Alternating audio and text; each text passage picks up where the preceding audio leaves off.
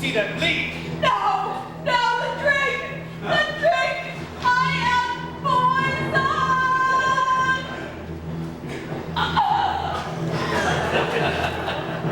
Oh, villain! Treachery! Sink it out! It is here, Hamlet! Hamlet, thou art slain. No medicine in the world can do thee good. In thee there is not half an hour of life. The treacherous instruments in thy hand, unmated and envenomed. The foul practice hath turned its upon me. Look here, thine eye, ne'er to rise again. Thy mother's poison I can no more. The king's to blame. Pointed venom to, then venom to thy word! Treason, treason, treason, treason! Oh, yet defend me, friends! I am but hurt. Hear them, senseless, birds, damned day! Drink of this potion, follow my mother.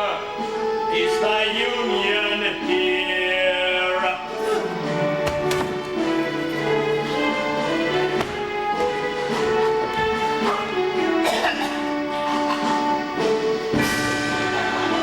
It is justly served. It is a poison tempered by himself. Exchange forgiveness with me, noble Hamlet. Mine and my father's death fall not upon thee, nor thine on me. Heaven make me free of it. I follow thee. I'm dead, Horatio. Wretched queen, adieu. Horatio, I am dead. Thou livest to report me my cause of right. To the unsatisfied, and in this harsh world draw thy breath in pain to tell my story. Oh, I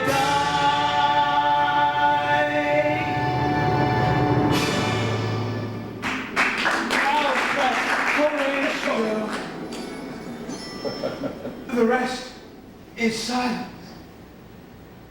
now cracks the noble heart. Good night, sweet prince, and flights of angels sing thee to thy death.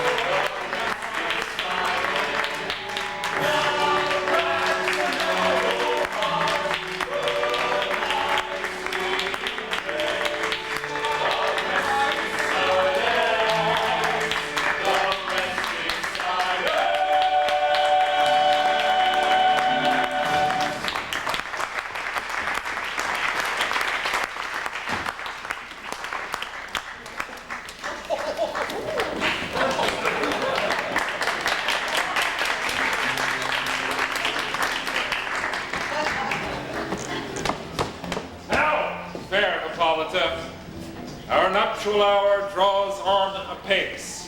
One happy day brings in another moon. And then the moon, like to a silver bow, new bent in heaven, shall behold the night of our solemnities. Go, Philostrate, stir up the Athenian youth to merriments. Awake the pert and nimble spirit of mirth.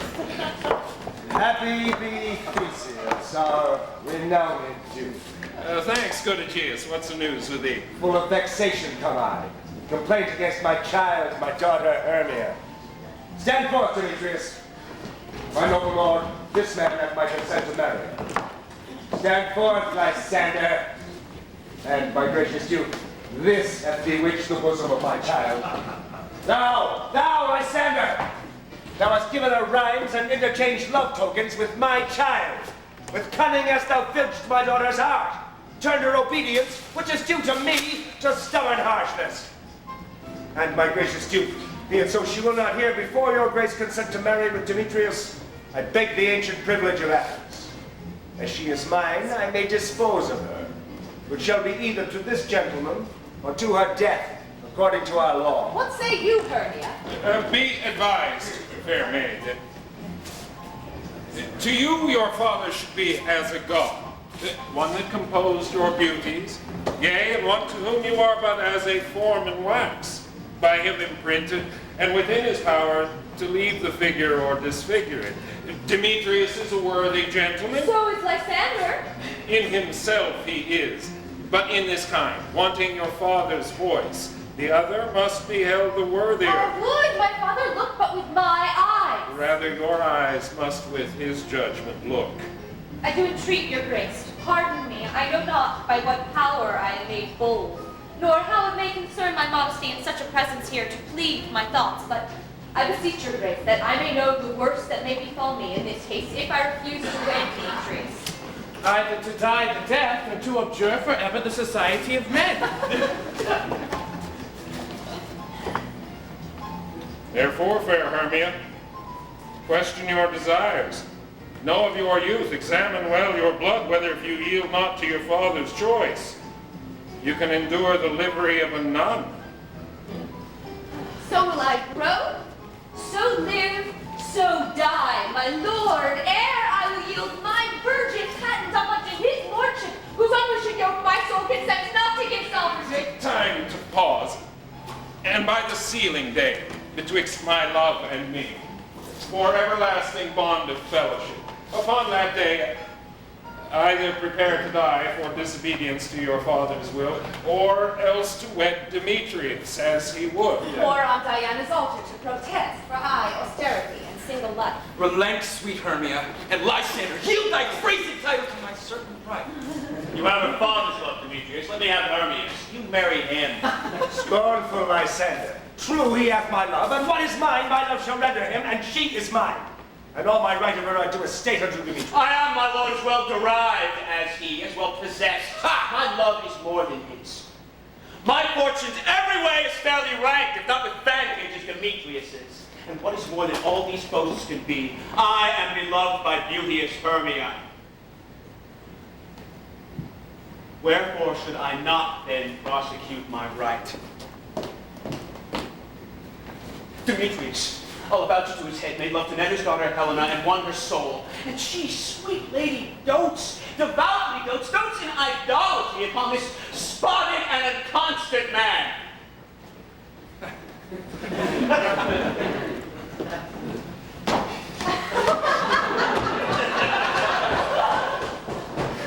I must confess that I have heard so much with Demetrius, thought to have spoke thereof. But being overfull of self-affairs, my mind did lose it. But Demetrius, come, and come, Aegeus, you shall go with me. I have some private schooling for you both. For you, fair Hermia, look you arm yourself to fit your fancies to your father's will, or else the law of Athens yields you up, which by no means we may extenuate, to death or to a vow of single life. Ah, my Hippolyta.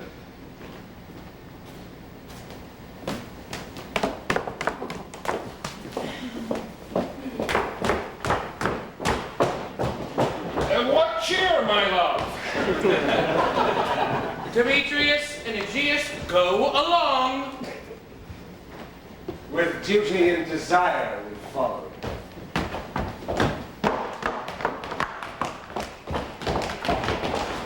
Oh, now, my love, why is your cheek so pale?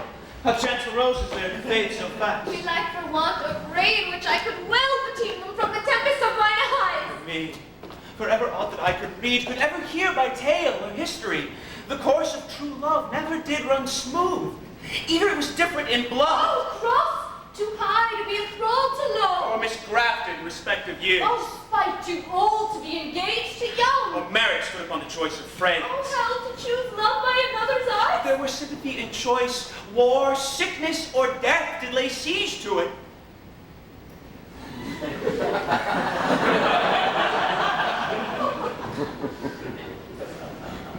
The jaws of darkness to devour it up. So quick, bright things come to confusion. If two lovers have been ever crossed, then it stands as an edict in destiny. Let us teach our child patience.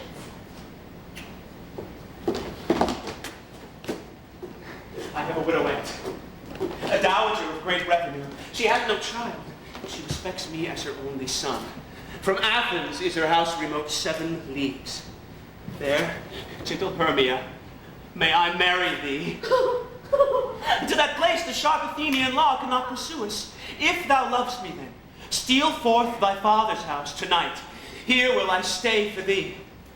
My good Lysander, I swear to thee by Cupid's strongest bow, by his best arrow with the golden head, by the simplicity of Venus' doves, by that which knitteth souls and prospers love, and by that fire that burned the Carthage queen when the false Trojan under sail was seen, by all the vows that ever men did broke, in love or more than ever women spoke. In this same place thou hast requested me.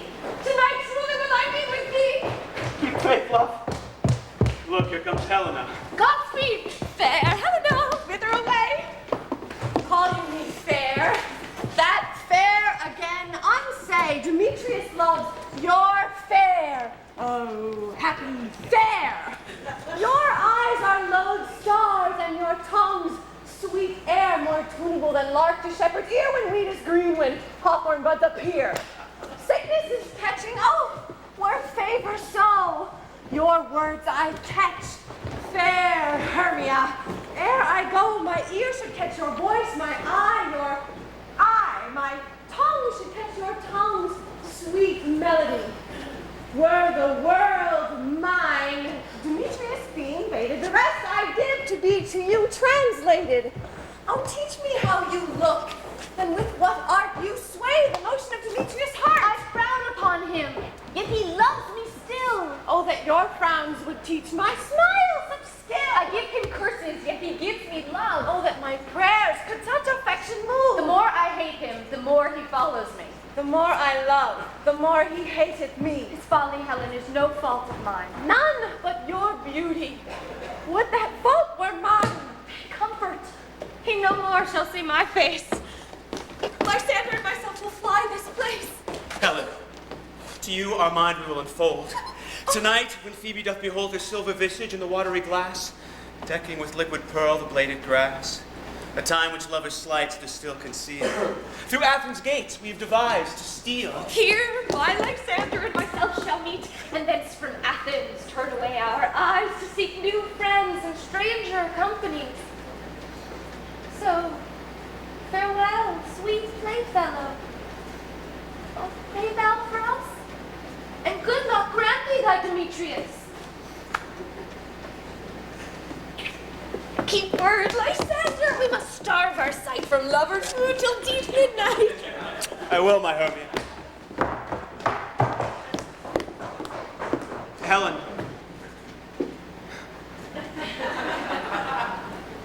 Adieu.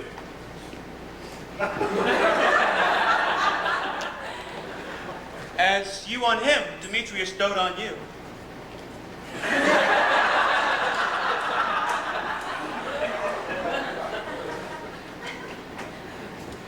How happy some or other some can be.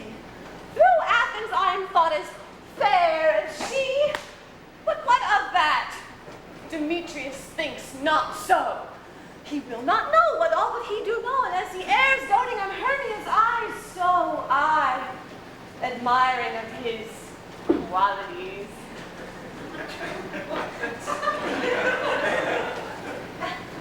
Things transposed to form and dignity.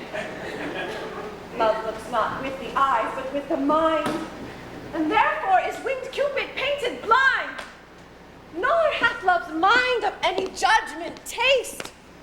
Wings and no eyes, figure unheedy haste. And therefore is love said to be a child, because in choice he is so oft beguiled, as waggish boys in game themselves forswear, so the boy love is perjured everywhere. For ere Demetrius looked on Hermia's eyne, he hailed down oaths that he was only mine. And once this hail some heat from Hermia felt, so he dissolved, and showers of oaths did melt.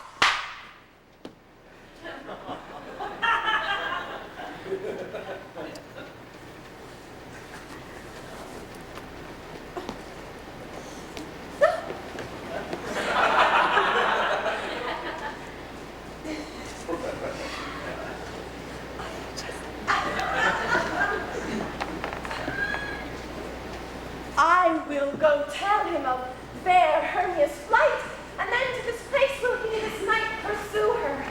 And for this intelligence, if I have thanks, it is a dear expense. But herein be I to enrich my pain to have his sight, thither and back again.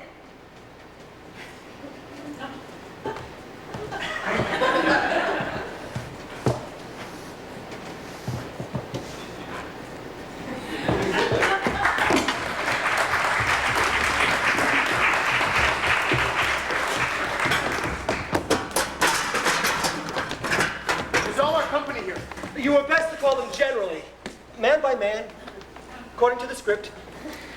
Here is the scroll of every man's name which is thought fit through all Athens to play in our interlude before the Duke and the Duchess on his wedding day at night. First, the Peter Quince, say what the play treats on, then read the names of the actors, and so grow to a point. Mary, our play is the most lamentable comedy and most cruel death of Pyramus and Thisbe. It's a very good piece of work, I assure you, under Mary. Now, good Peter Quince, call forth your actors by the scroll. Masters, spread yourselves. Answer as I call you. Nick Bottom. Ready? Say what part I'm for and proceed. You, Nick Bottom, are set down for Pyramus. Oh, what is Pyramus? A lover or a tyrant? A lover who kills himself most gallant for love. Oh, that'll take some tears in the true performing of it. If I do it, let the audience look to their eyes. I will move stones. I will condole in some measure. To the rest. Yet, my chief humor is for a tyrant. I could play Hercules rarely, or a part to tear a cat in to make all splits. The raging rocks and shivering shocks shall break the locks of prison gates. But Phoebus' car shall shine from far and make him mar the foolish fate. It's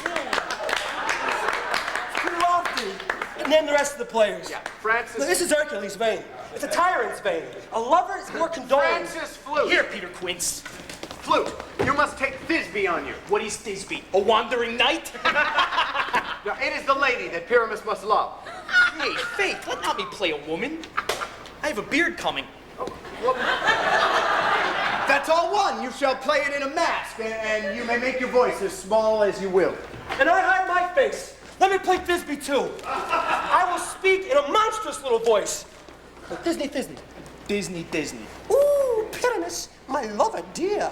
Ooh, I Thisbe and lady dear. No. You must play Pyramus and Flute. You, Thisbe. Well, proceed.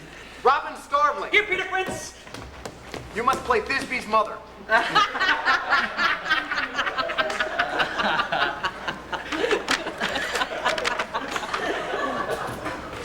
Tom Snout. Here, Peter Quince. You, Pyramus' father.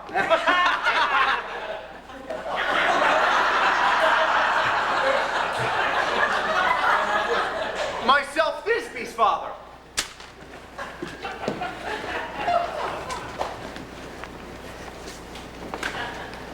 Snug? You the lion's part. Hey. And here, I hope, is a play fitted. Have you the lion's heart written? Why, I pray you, if it be given me, for I'm slow of study. You may do it extempore, for it is nothing but roaring. Well, let me play the lion too. Oh, I will roar you that I'll make any man's heart good to hear me. I will roar you that I'll make the Duke say, let him roar again. Roar! Let him roar again! Roar!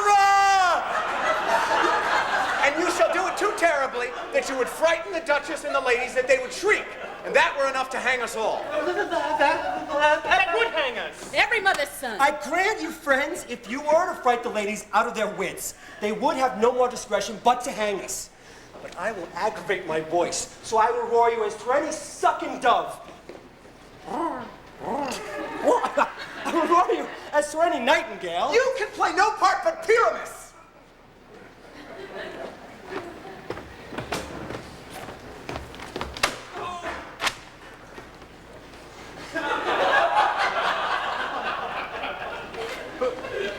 For Pyramus is a sweet-faced man.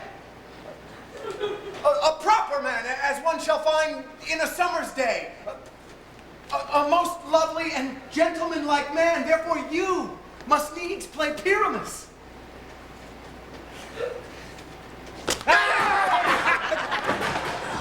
But masters, here are your parts, and I am to entreat you, request you, and desire you to con them by tomorrow night. Meet me in the green room. There will we rehearse. In the meantime, I will draw up a bill of property such as our play befits. I pray you, fail me not. We will meet, and there we will rehearse most obscenely and courageously. Take pain. Be perfect. Adieu.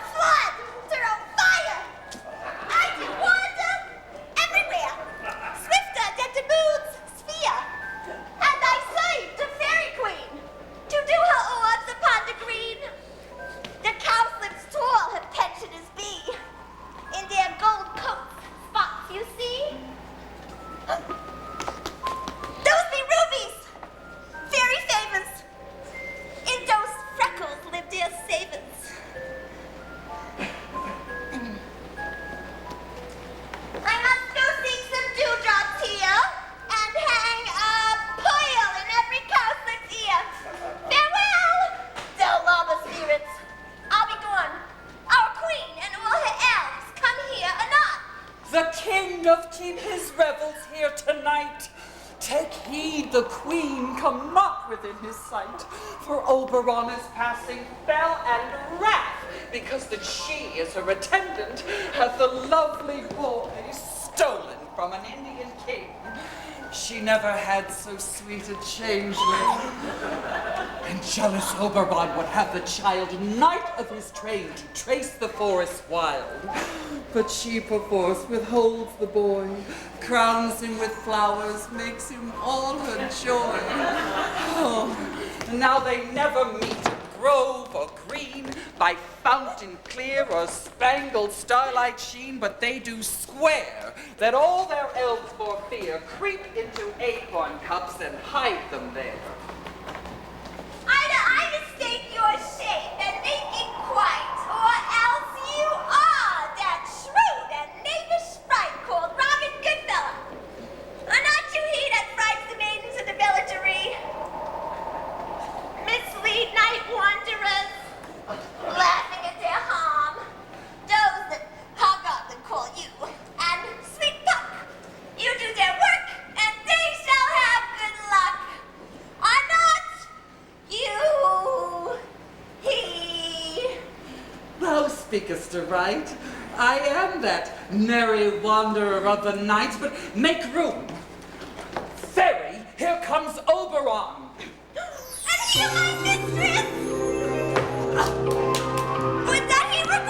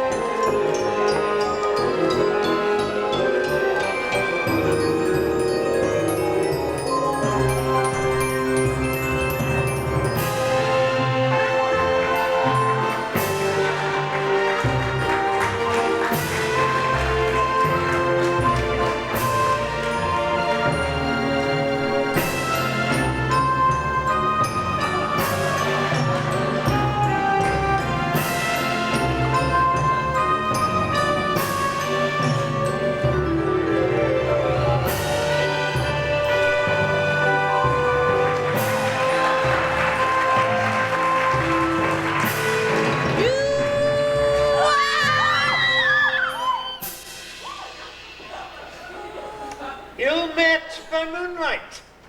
Proud Titania. What? Jealous Oberon. Fairies, skip hence. I have forsworn his bed and company. Tarry, rash wanton. Am not I thy lord? Well then, I must be thy lady.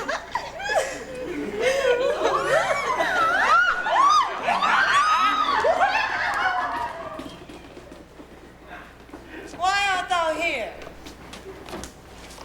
Come from the farthest steppe of India, but that forsooth, the bouncing Amazon, your buskined mistress, and your warrior love. To Theseus must be wedded, and you come to give their bed joy and prosperity. Now canst thou thus foresee, Titania, glance at my credit with Hippolyta, knowing that I know thy love for Theseus.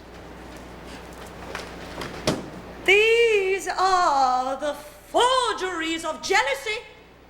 And never, since the midsummer spring, met we on hill, in dale, forest, or mead, by paved fountain or by rushy brook, or in the beached margin of the sea, to dance our ringlets to the whistling wind.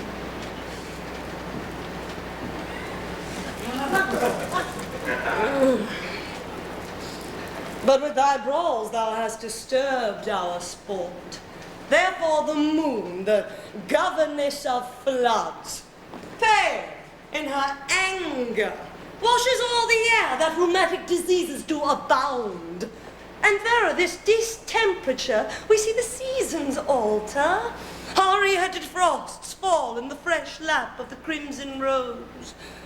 And on old Heame's thin and icy crown, an odorous chaplet of sweet summer buds is in mockery set.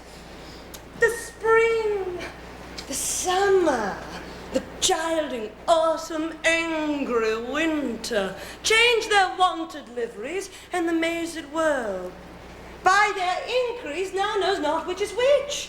And this same progeny of evils comes from our debate, from our dissension.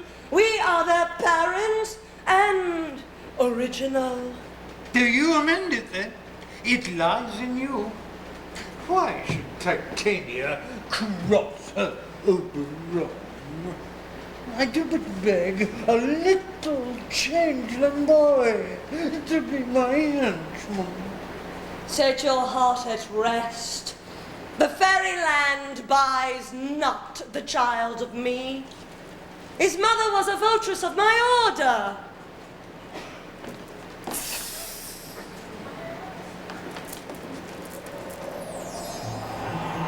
And in the spiced Indian air by night, full often hath she gossiped by my side and sat with me on Neptune's yellow sands, marking them bargain traders on the flood, when we have laughed to see the sails conceive and grow big-bellied with the wanton wind, which she, with pretty and with swimming gait, following her woman rich with my young squire, would imitate, and sail upon the land to fetch me trifles, and return again as if from a voyage rich with merchandise.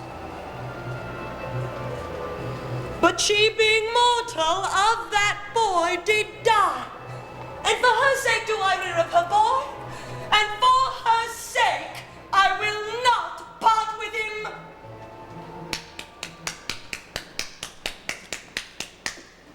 How long within this wood intend you stay?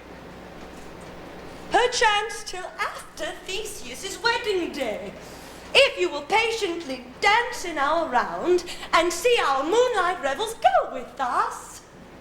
If not, shun me, and I will spare your haunts. Give me that boy, and I will go with thee. Not for thy fairy kingdom. Fairies!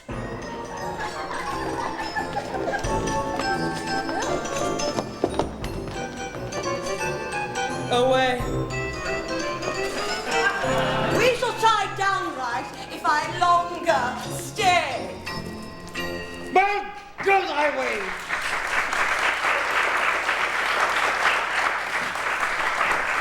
Thou shalt not from this place till I torment thee for this injury. Gentle Puck, come hither.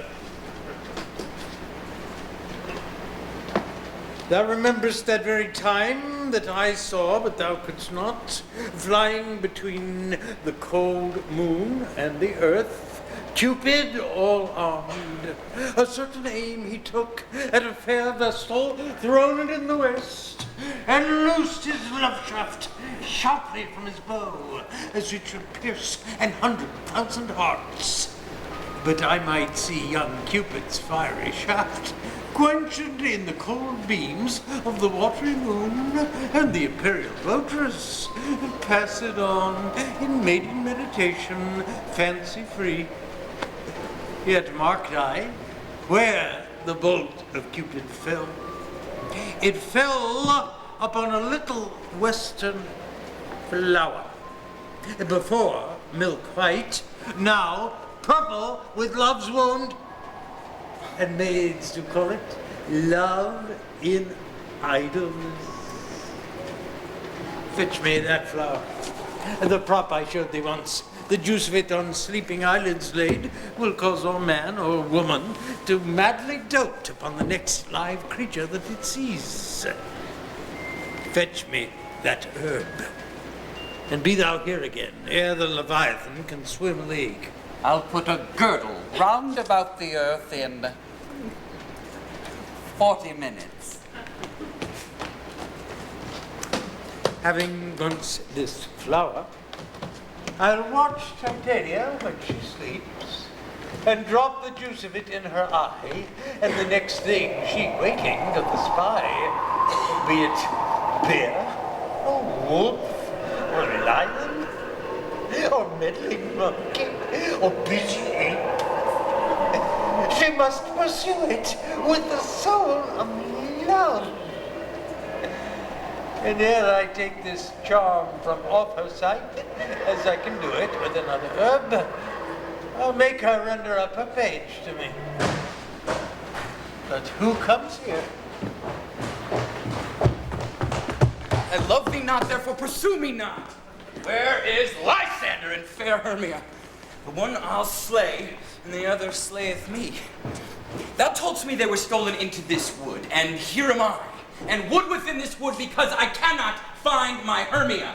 Hence, get thee gone and follow me no more. I am invisible. and will overhear their conference. You draw me, you hard-hearted adamant, and yet you draw not iron, for my heart is true as steel. Leave you your power to draw, and I shall have no power to follow you. Do I entice you? Do I speak you fair, or do I not, in plainest truth, tell you that I do not, nor I cannot love you? And even for that, I do love you the more. I am your spaniel, and Demetrius, the more you beat me, I will fawn on you. Use me as your spaniel. Spurn me. Strike me. Neglect me. Lose me. Only give me leave, unworthy as I am, to follow you. What worser place can I beg in your love, and yet a place of high respect with me, than to be used as you use your dog?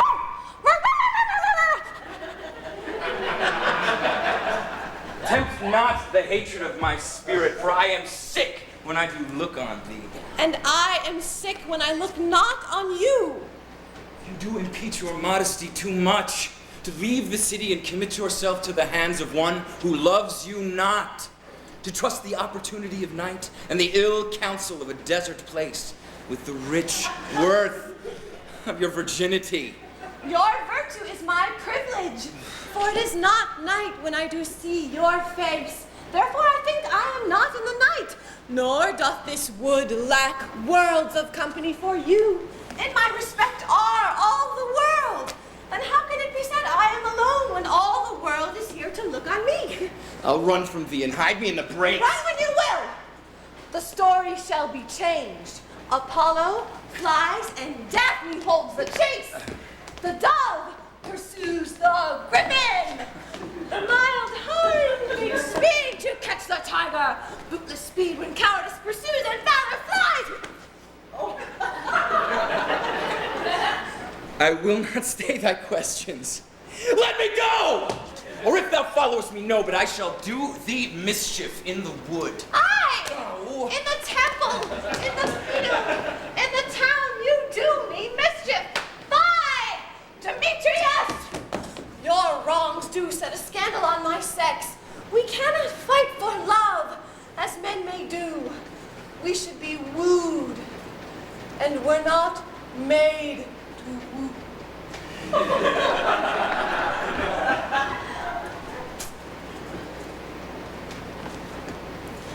I'll follow thee,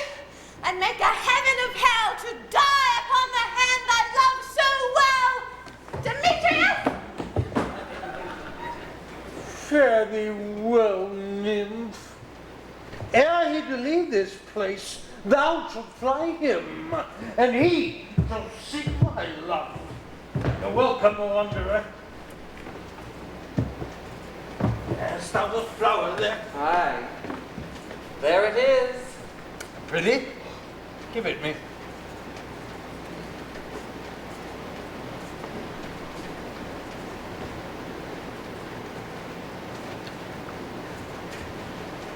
I know a bank where the wild thyme blows, where oxlips and budding violet grows, quite over-canopied with luscious woodbine, sweet musk roses, and with eglantine.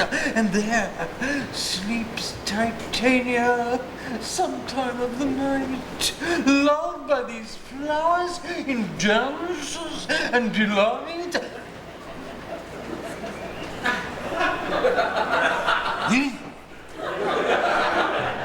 I shall rub the juice of it in her eye and fill her full of hateful fantasies.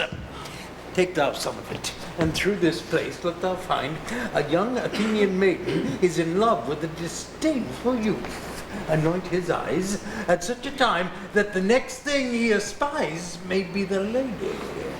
And thou shalt know him by the Athenian garments he hath on, effected with some care, that he may prove as fond on her as she upon her love.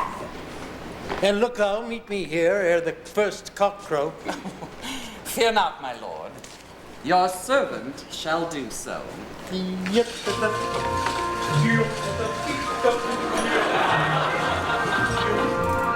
Come now, a roundel and a fairy song. Then for the third part of a minute, hence. Sing me now asleep and let me rest. Breathing spiders, come not here. Hence, you long-legged swimmers, hence.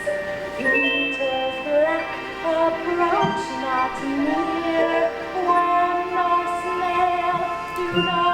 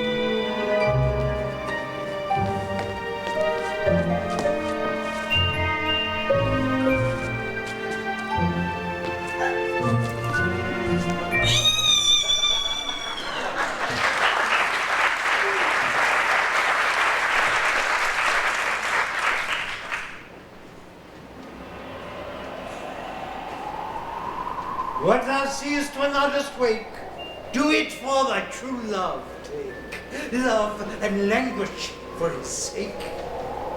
Be it bear, or pard, or wolf, or dog, or boar with bristled hair. In thine eye that shall appear when thou wakest. It is thy dear. Wake when some vile thing is not.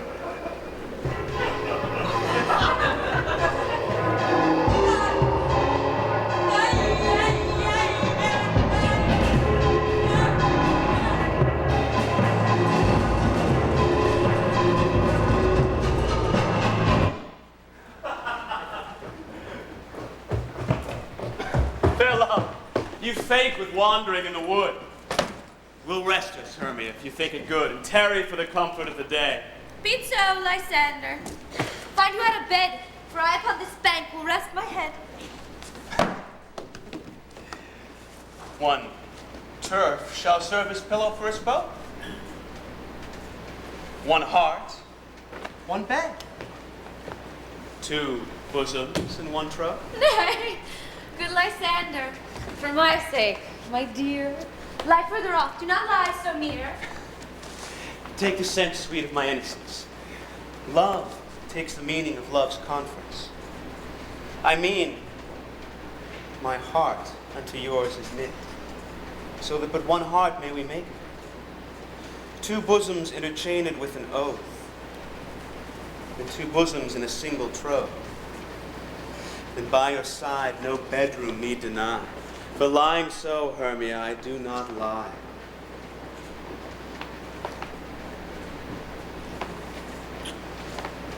Lysander riddles very prettily. Now, much beshrew my manners and my pride if Hermia meant to say Lysander lie. But, gentle friend, for love and courtesy, lie further off in humane modesty. Such separation as may well be said becomes a virtuous bachelor and a maid. So far be distant. And good night, sweet friend! Thy love ne'er alter till thy sweet life end. Amen. Amen to that fair prayer, say I. End life when I end loyalty. Here is my bed. Sleep give thee all his rest. With half that wish the wisher's eyes be pressed.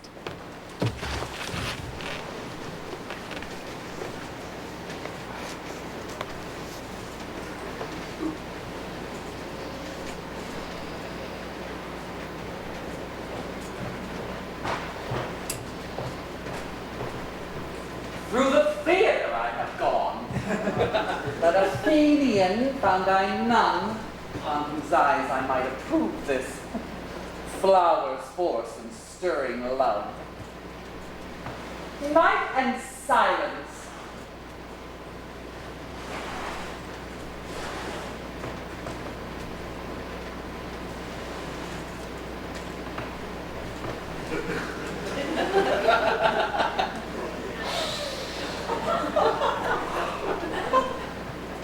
But who is here?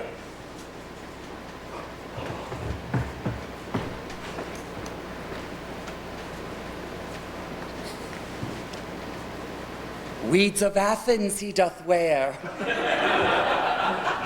This is he, my master said, despiseth the Athenian maid. And here, the maiden, sleeping sound on the dank and dirty ground. She durst not lie near this lack love, this kill courtesy.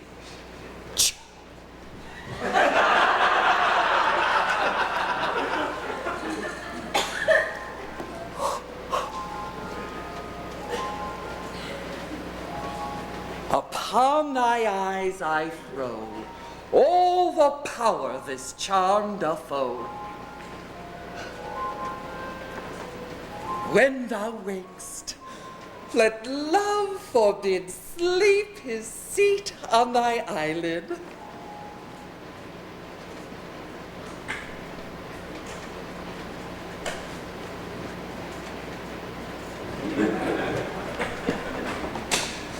So, awake.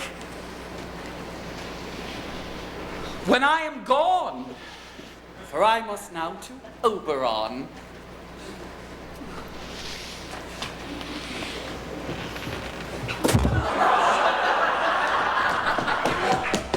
Stay! Though thou kill me, sweet Demetrius! I charge thee hence. Do not haunt me thus. Oh, wilt thou, darkling, leave me? Do not so! Stay, on thy peril. I alone will go. Oh! I am out of breath in this fond chase. The more my prayer, the lesser is my grace. No. I am as ugly as a bear. For beasts that meet me run away for fear. Therefore, no marvel though Demetrius do as a monster fly my presence thus. What wicked and dissembling glass of mine made me compare with Hermia's sphery eyne? Ah!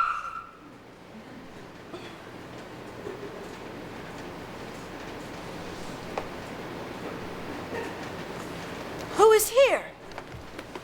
Lysander on the ground? Dead? Or asleep? I see no blood, no wound. Lysander! If you live, good sir, awake! And run through fire will I for thy sweet sake. Transparent Helena, nature shows art that through thy bosom lets me see thy heart. Where is Demetrius? Oh, how fit a word is that vile name to perish on my sword. Say not so, Lysander. Say not so. What though he love your Hermia? Lord, what though yet Hermia still loves you, then be content. Oh, content with Hermia? Nay! I do repent the tedious minutes with her I have spent. Not Hermia, but Helena I love. Who would not change a raven for a dove?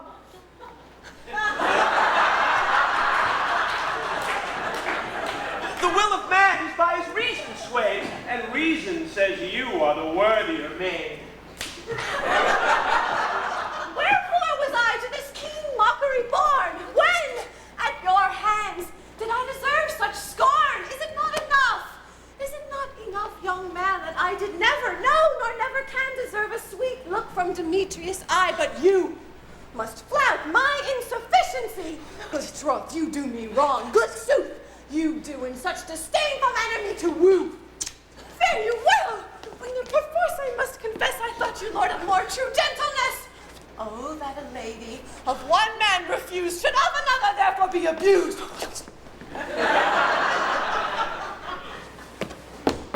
Helena?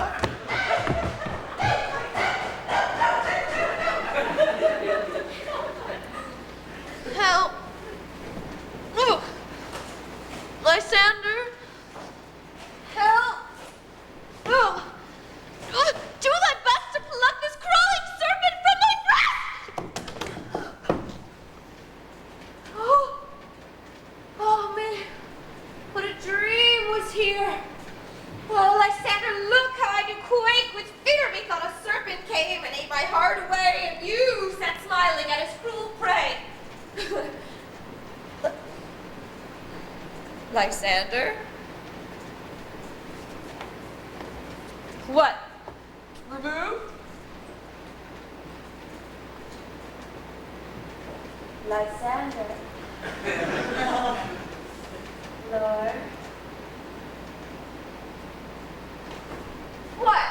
And hearing gone? No sound?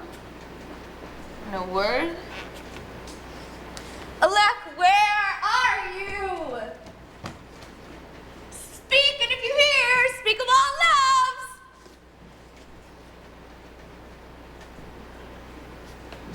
I swoon almost with fear. then I would perceive you are not nigh. Either death or you I'll find immediately.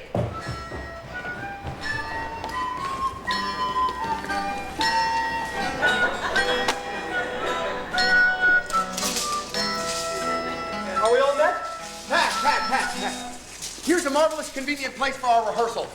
This plot shall be our stage, and this hawthorn break, our tiring house. And we will do it in action, as we will do it before the Duke.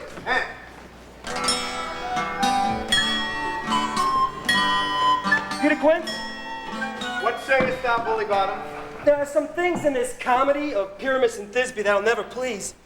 First, Pyramus must take a sword to kill himself, which the ladies cannot abide. I mean, how answer you that? Why, you're lacking a perilous fear. I believe we must leave the killing out when all is done. Not a whit! I have a device to make all well. Write for me a prologue, and have that prologue seem to say, we will do no harm with our swords, and that Pyramus is not killed indeed. And for the more better assurance, tell them that I, Pyramus, am not Pyramus, but Nicholas Bottom, and that should put them out of fear. Well, we will have such a prologue. It shall be written in 8 and 6. Beep-bop-a-doo, beep-bop-a-da, beep-bop-a-da-ba-doo. No, let it be 2 more. Let it be written in 8 and 8. Beep-bop-a-doo, beep-bop-a-doo, beep-bop-a-doo-ba-da, ba-dan, and... Oh. Will not the ladies be afeard of the lion? Oh, I fears it, I promise you, master. Masters, you ought to consider with yourselves to bring in, God shield us, a lion? Among ladies? It's the most dreadful thing. For there is not a more fearful wild fowl than your lion living, and we ought to look to it. Therefore, another prologue must tell he is not a lion. Nay, you must name his name, and half of his face must be seen to the lion's neck, which he himself must speak through, saying thus, or to the same defect, ladies. Or, fair ladies, I would wish you. Or, I would request you. I would request.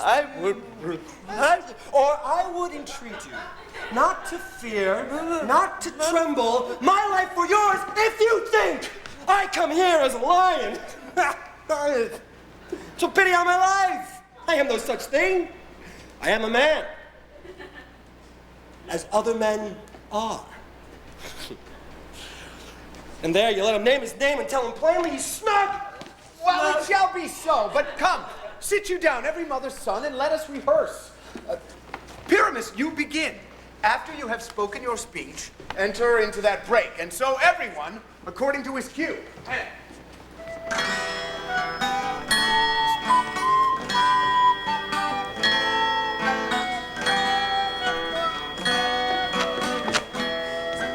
What hempen homespuns have we swaggering here? So near the cradle of the fairy queen. What? A play toward? I'll be an auditor, an actor too, perhaps, if I see cause. Pyramus, speak! Thisbe, stand forth. Thisbe, the flowers of odious savor sweet. Odorous. Of odorous savor sweet, so hath thy breath, my dearest dear. But hark, a voice. Stay but here a while, and by I will to thee appear. A stranger Pyramus than e'er played here. Must I speak now? Aye, Mary, you must. For you must understand he goes but to see a noise that he heard and is to come again. Most radiant Pyramus, most lily white of you, of color like the red rose on triumphant briar, most bristly juvenile and eke most lovely Jew, as truest horse that yet would never tire.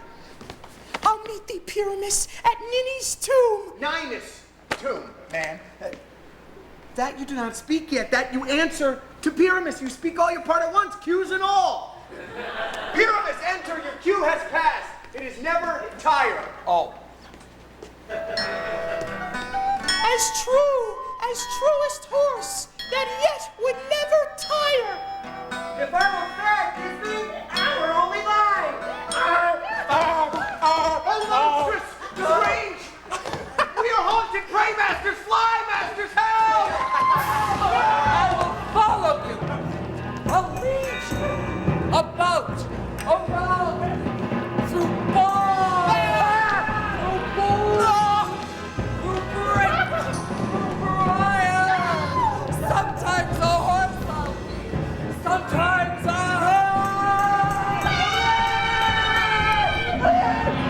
hog, a headless bear, sometimes a fire.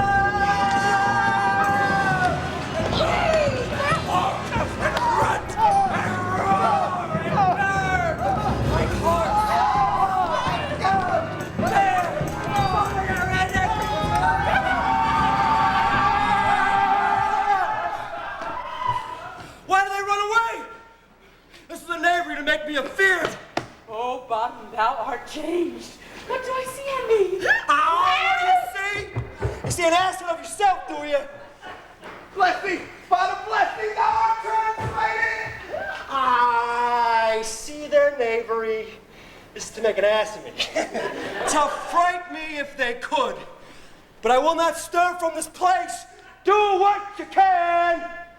I will walk up and down and I will sing. So they will hear, I am not afraid.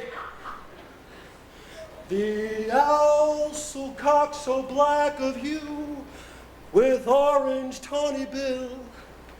The throstle with his note so true, the wren with mighty quill.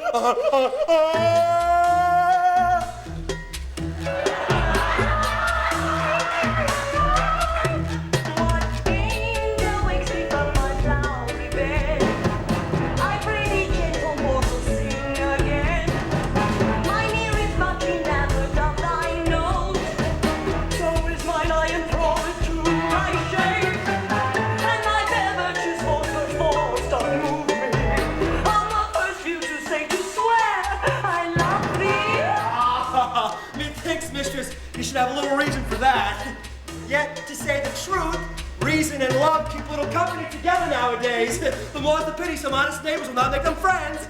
Nay, I can leak upon occasion. God, as wise as thou art beautiful. Not so neither. I've had enough wit to get out of this wood and have enough to serve my own turn. Out of this wood do not desire to go. Thou shalt see me here whether thou wilt or no. Of no common race, the summer still doth tend upon my state, and I do love thee, therefore go with me. I give thee berries to attend on, then shall fetch thee dew from the deep, and see while thou on blessed flowers dost sleep, and I will perch like blossom groups the soul, that thou shalt like an airy spirit go. These blossom come where more and mustard seed. And I. Where shall we go? Find and courteous to this gentleman. Up in his watching and in his eyes. Feed him with apricots and dewberries, with purple grapes, green figs, and mulberries. The honey bags steal from the humble trees, and for night tables crop their wax and light, and light them at the fiery glowworm's eyes. To have my love to bed and to rise, and love the wings from painted butterflies, to fan the moonbeams from his sleeping eyes. Not to rise and to be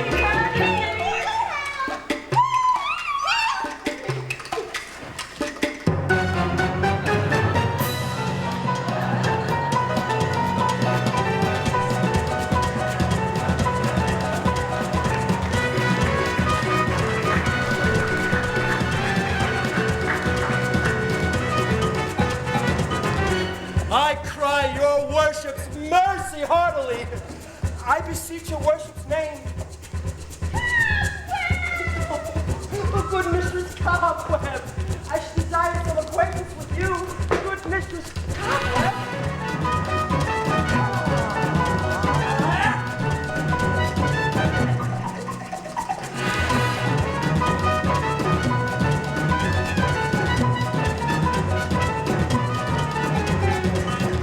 Your name, honest gentlewoman.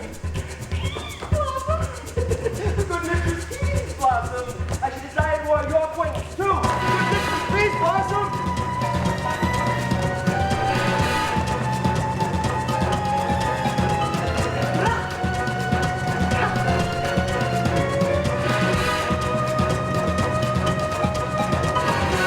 Your name, I beseech you, miss. Good Mistress Mustard Seed, I know your patience well. Your kindred hath made my eyes warrior now. I should desire more acquaintance with you. Good Mistress Mustard Seed.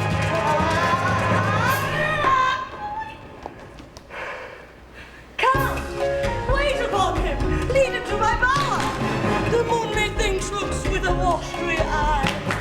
And when she weeps every little flower, lamenting summon force to chastity. Tie up my love's tongue, bring him silently.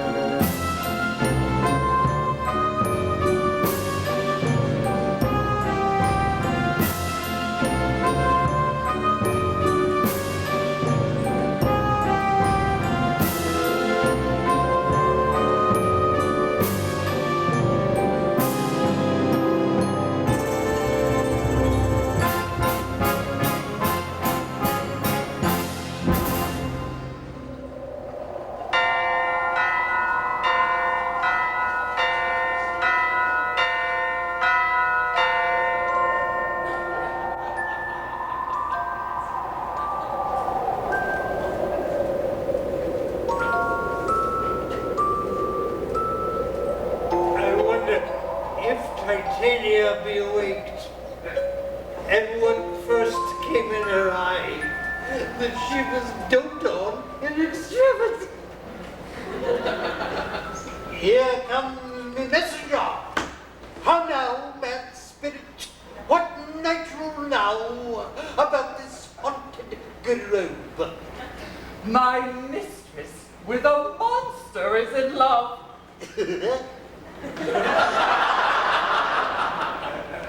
Near to her close and consecrated bower, while she was in her dull and sleeping hour, a crew of patches, rude mechanicals, met together to rehearse a play, intended for great Theseus' nuptial day.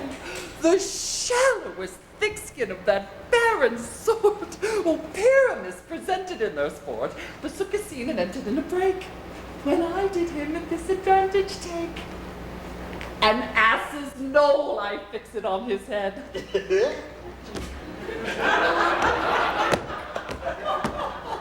Anon his Thisbe must be answering.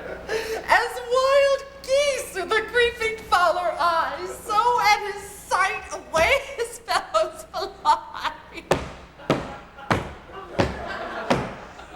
And at our stamp here, o'er and o'er what falls, he murder cries and help from Athens calls.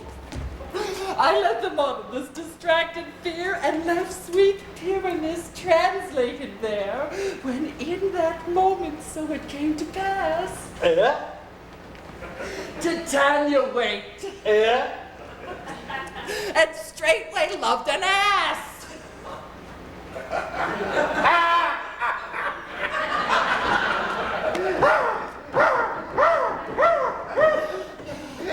This falls out better than I could devise. But hast thou yet latched the Athenian lives with the love juice? As I did but they do. Took him sleeping, that is finished. And the Athenian woman by his side, that when he wakes, afore she must be eyed. Stand aside.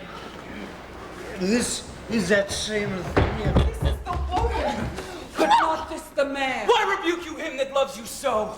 Lay breath so bitter on your bitter foe. Now I but chide thee, but I should use thee worse, for thou I fear hast given me cause to curse. If thou hast slain Lysander in his sleep, being your shoes in blood, plunge in the deep and kill me too. It cannot be but thou hast murdered him. So should a murderer look, so dead, so bruised. So should the murdered look, and so should I, pierced through the heart with your stern cruelty. Yet you, the murderer, look as bright, as clear as yonder Venus in her glimmering sphere. What is this to my Lysander? Where is he? Oh, good Demetrius, wilt thou give him to me?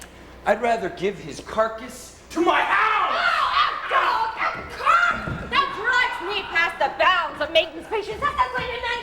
Henceforth be never numbered among men. You spend your passion on a misprized mood. I'm not guilty of Lysander's blood, nor is he dead, for aught that I can tell. I pray thee then, tell me that he is well. And if I could, what would I get therefore? A privilege never to see me more, and from thy hated presence part I so. See me no more, whether dead or no.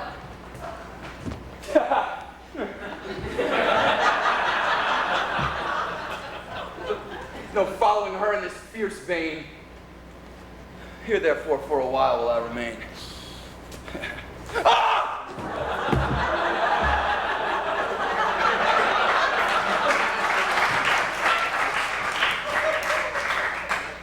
What hast thou done? Thou hast mistaken quite, and rubbed the love juice on some true love sight of this misprision. Perforce it must ensue some true love turned, and not a false turn true. Then fate o'errules, that one man holding troth, a million fail, confounding oath on oath. Through this place, go, swifter than the wind, and Helena of Athens, look thou find. All fancy 6 years, and pale of cheer, with sighs of love, that cost the fresh blood dear. by some illusion, bring her here. I will anoint his eyes against you to appear.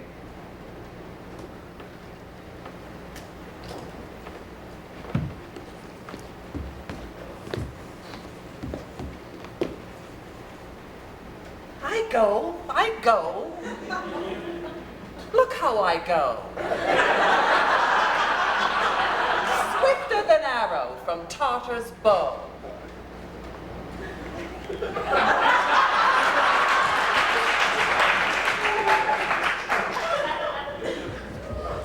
Flower of this purple dye, hit with Cupid's archery, sink in apple of his eye. When his love he doth espy, let her shine as glorious lie as to the Venus of the sky. When thou wakest, if she be by,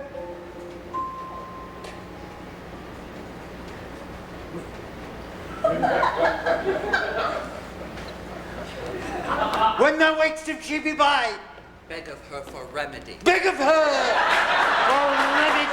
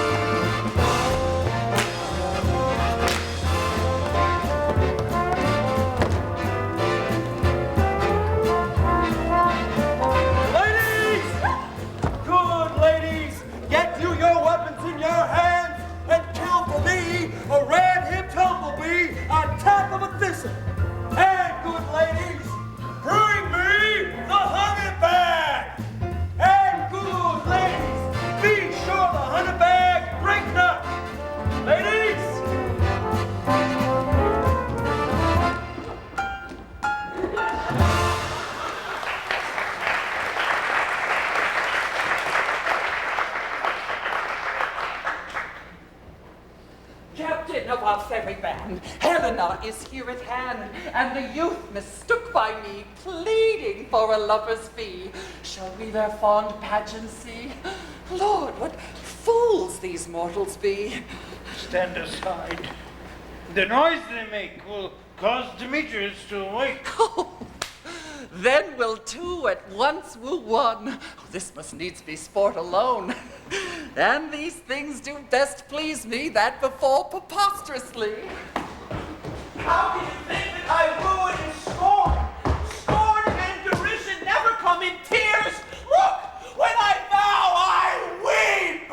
And vows thus born in their nativity all truth appears.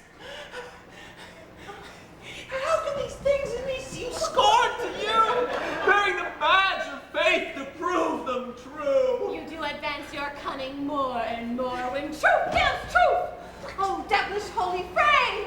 These vows are Hermia's. Will you give her o'er? I had no judgment when to her I swore. Nor none in my mind. Now you give her o'er. Demetrius loves her. He loves not you.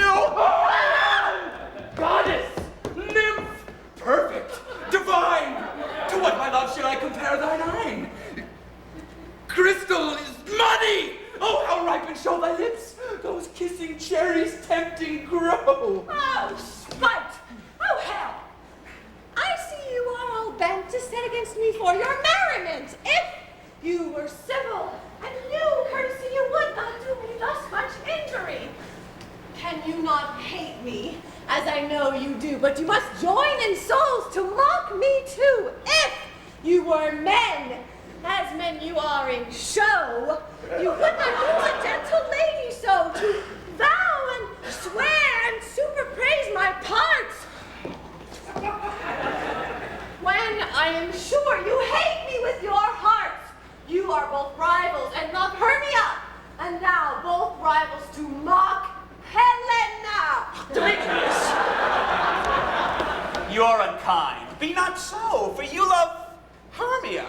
This you know I know, and here with all goodwill, with all my heart, in Hermia's love I yield you up my part, and yours of Helen to me bequeath, whom I do love and will unto my death. Never did mockers waste more idle breath. Lysander, keep thy Hermia. I will none. If e'er I loved her, all that love is gone. My heart to her but is as a guestwise sojourned, and now to Helen it is home returned. There to remain! Helen, 'tis not so. Despair it's not the fate thou dost not know, lest to thy peril thou abide it dear. Oh, look where thy love comes! Yonder is thy dear. Thou art not by mine eye, Lysander fell, my dear. I thank you brought me to thy sound, but why unkindly didst thou leave me so? Why should he stay who loved the press to go? What love could press Lysander from my side? Lysander's love that would not let him bide. Fair Helena, who more in gilds the night than all yon fiery O's and eyes of love. Why seekst thou me? Could not this make thee know the hate I bear thee made me leave thee so? Speak not as you think. It cannot be. Lo! She is one of this confederacy. Now I perceive they have conjoined all three to fashion this false sport in spite of me. Injurious Hermia, most ungrateful maid, have you conspired? Have you with these contrived to bait me with this foul derision? Is all the counsel that we two have shared, the sisters' vows, the hours that we have spent when we have chid the hasty-footed time for parting is oath, is all quite forgot? All school-days friendship, childhood innocence. And will you rend our ancient love asunder to join with men in scorning our poor friend? It is not friendly. 'Tis not maidenly. Our sex as well as I may try to forego, I alone feel the injury. I am amazed at your passionate words. I scorn you not. It seems that you scorn me. Have you not set Lysander, as in scorn, to praise my eyes and face and make your other love Demetrius, who even but now did spurn me with his foot to call me goddess? Nymph, divine, and rare, precious, celestial. Wherefore speaks he this to her he hates?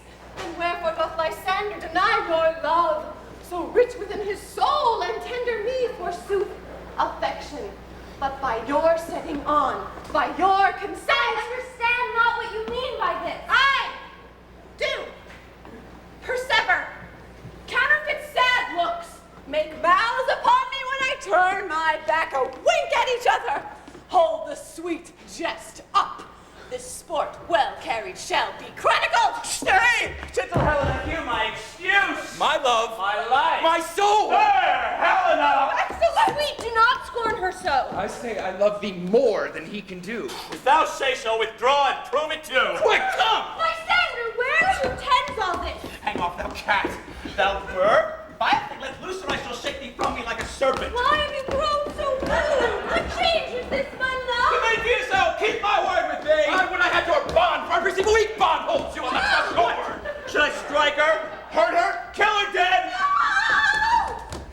Though I hate her, I'll not harm her so. What? Can you do me greater harm than hate me? Wherefore? What news, my love? Aye!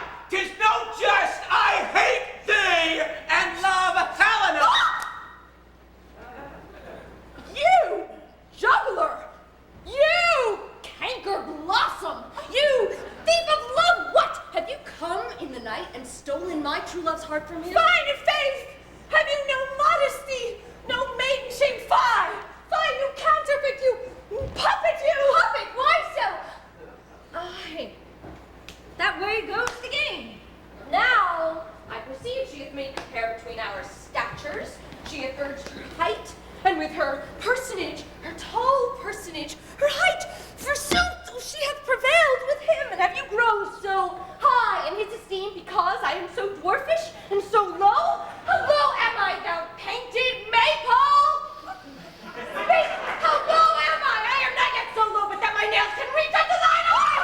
I pray you, though you mock me, gentlemen, let her not hurt me. You perhaps may think because she is something lower than myself, I can match her. Lower? Nay, then Hermia, do not be so bitter with me. I ever was in love with Hermia. Should ever keep your counsels. Never wronged you to Athens will I bear my folly back and follow you no further.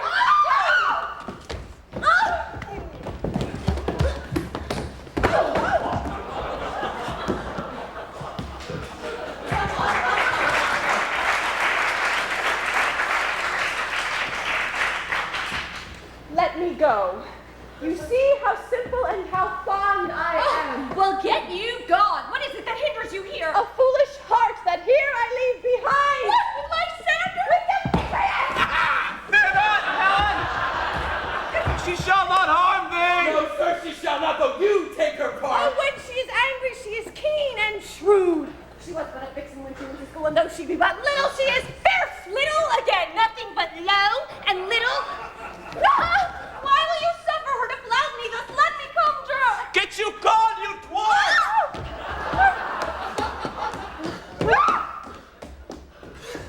Now, Demetrius, follow if thou darest to try whose right of thine or mine is most in Helena. Follow, nay, I'll go with thee, cheek by jowl. You, mistress! All this coil is long of you. Nay, go not back. I will not trust you, I.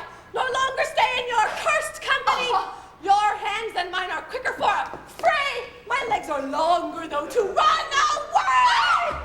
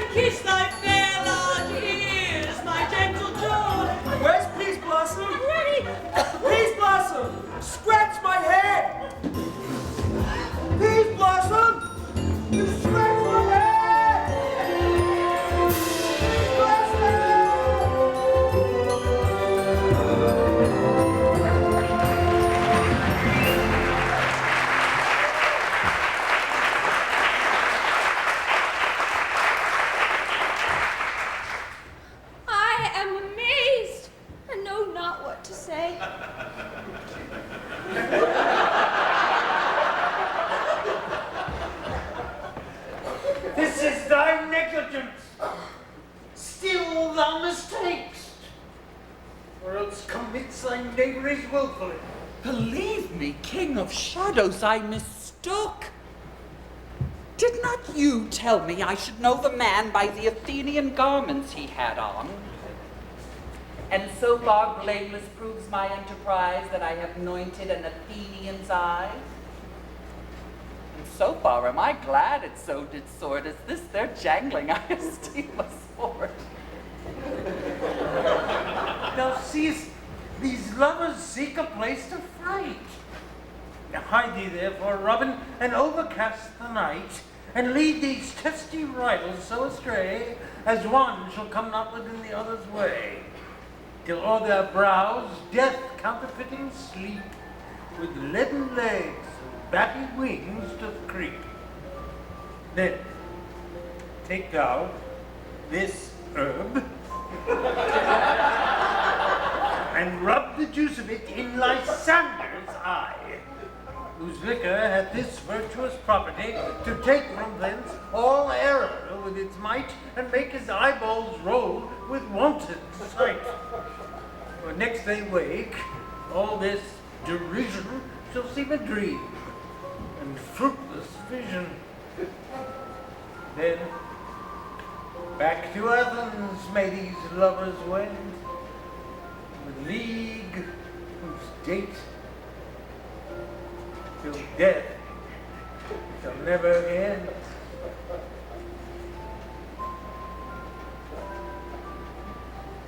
Whilst I in this business to be employ, I'll to my queen and beg her Indian boy, and her charmed eye I will release from monsters' view, and all things shall be peace.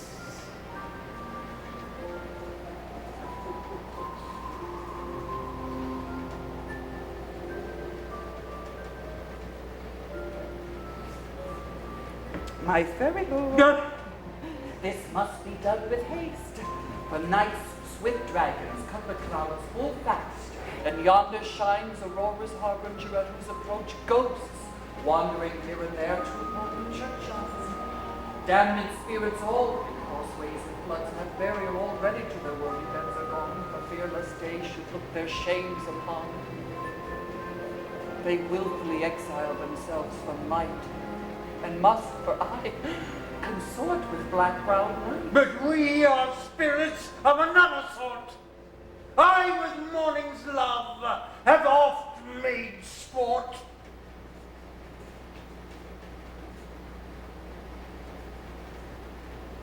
Notwithstanding, haste. Make no delay. We may effect this business yet, ere day.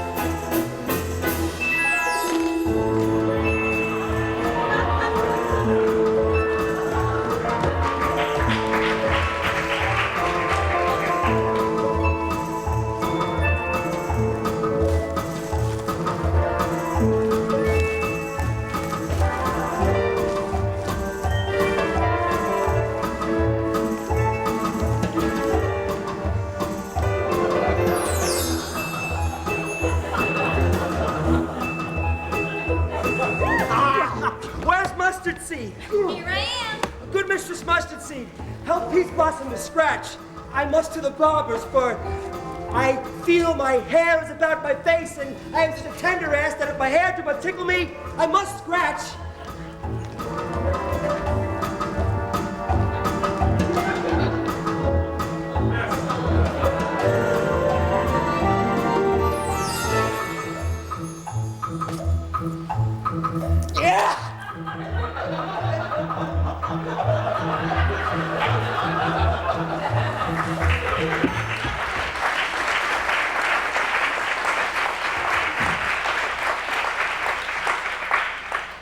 Up and down.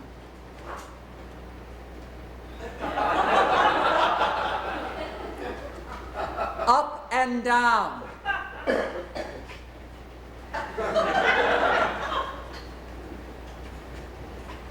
I will lead them up and down.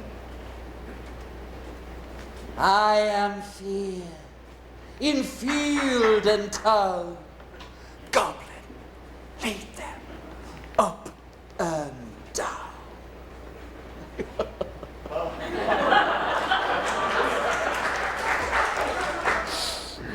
Here comes one. Speak thou, proud Demetrius, where art thou now? Here, villain, villain, drawn and ready, ready, ready. Where art thou, thou? I'll be with thee straight. Follow me then to plainer ground.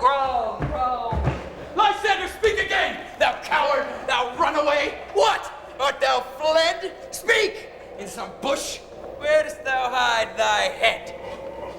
Thou coward, art thou bragging to the stars, telling the bushes thou lookst for wars, but wilt not come?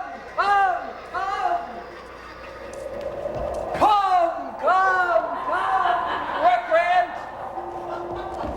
Come, thou child! I'll whip thee with a rod! He is defiled that draws a sword on thee! Yea, art thou there? Follow my voice, will try no man would hear.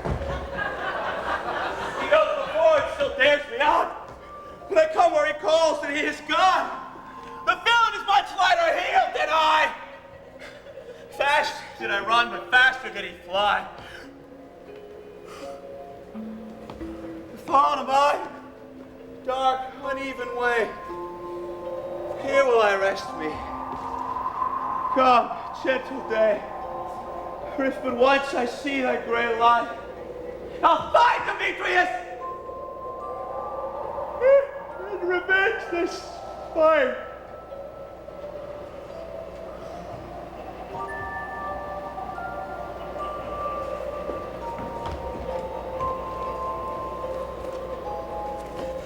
Ho, coward!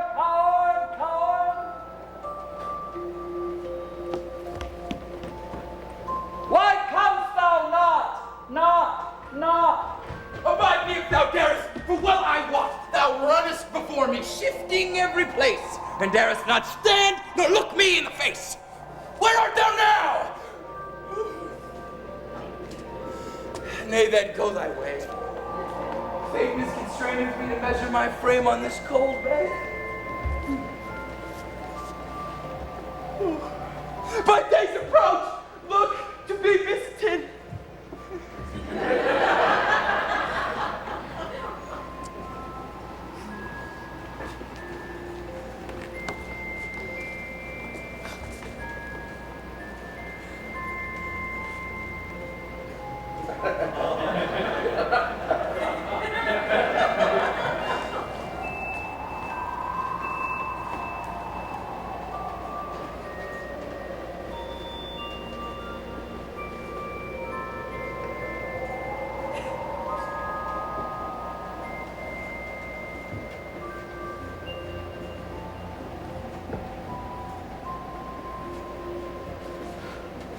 Yet but 3. Come! One more. 2 of both kinds makes up 4. Oh, weary night, a long and tedious night, a big await thy hours. Shine comforts from the east that I may back to Athens by daylight from these that my poor company detest.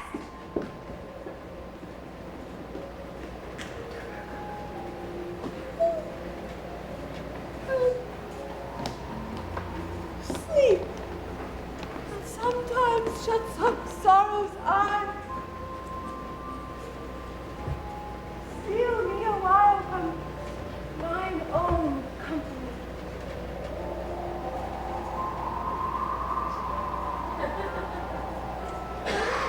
On the ground, sleep sound.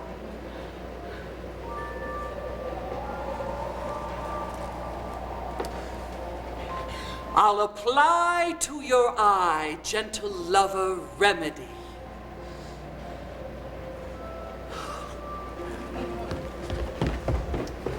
When thou wakest, thou takest true delight in the sight of thy former lady's eye.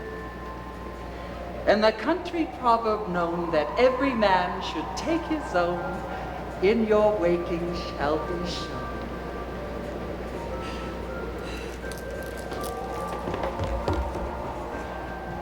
Jack, you shall have cheer.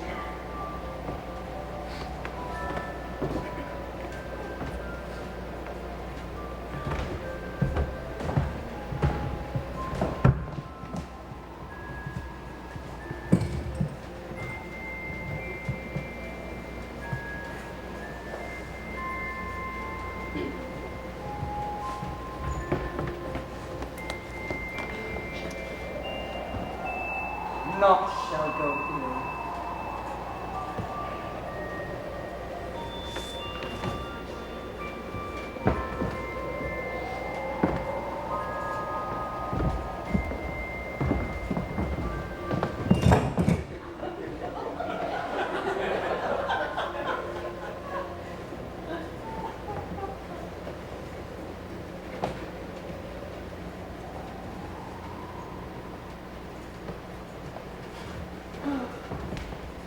The man shall have his mare again, and all will be well.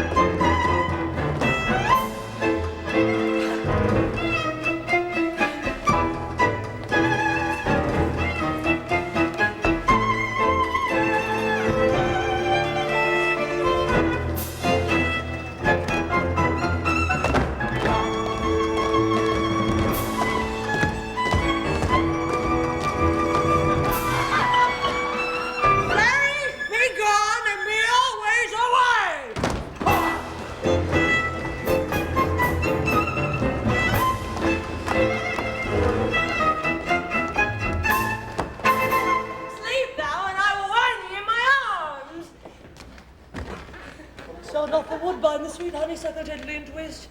The female ivy so in rings the barky fingers of the elm. Oh, I love thee. How I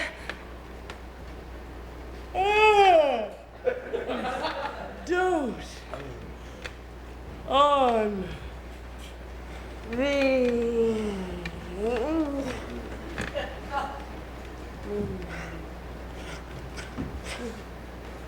Welcome, good Robert.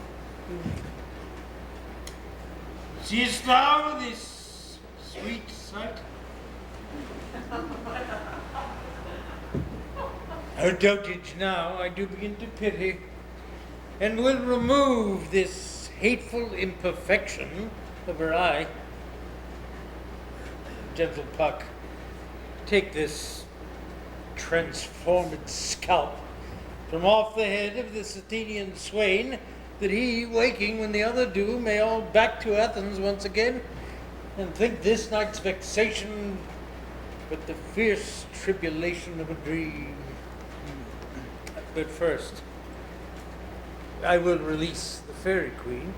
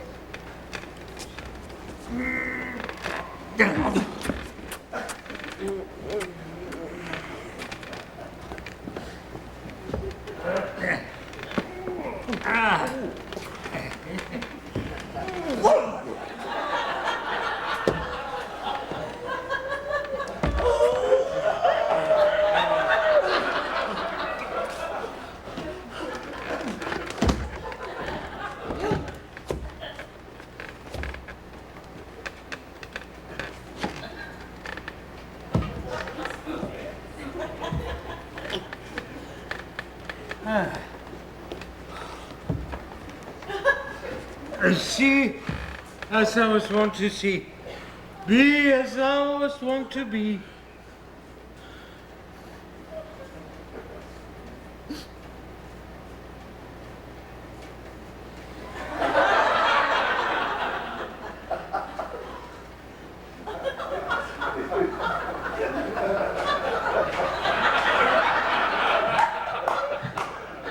Diane's bud, or Cupid's flower, hath such grace and blessed power.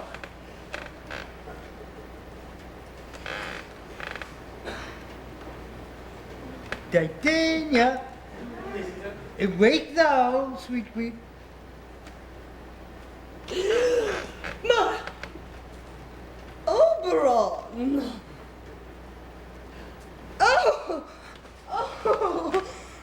Oh, what visions have I seen? Methought I was enamored of an ass. There lies your love. How came these things to pass?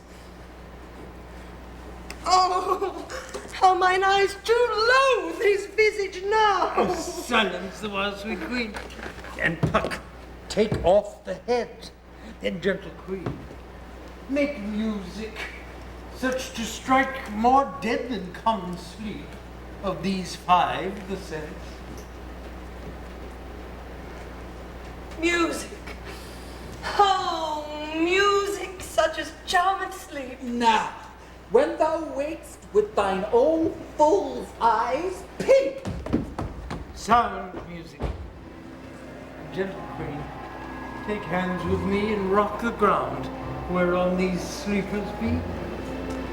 Thou and I are new in amity.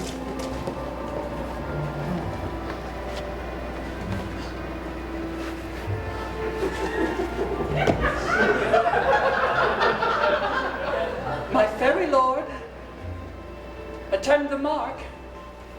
I think I hear the morning lark. Then, gentle queen, in silence sad, trip we after night's shade.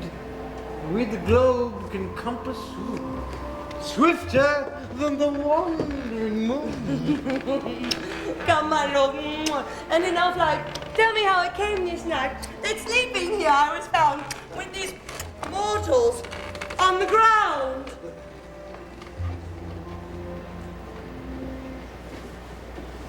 When my cue comes, call me and I will answer. My next is most fair Pyramus. Hey, huh? Peter Quince. Francis Flute. Tom Snout. Robin Stobling. God, my life. Stolen hence and left me asleep.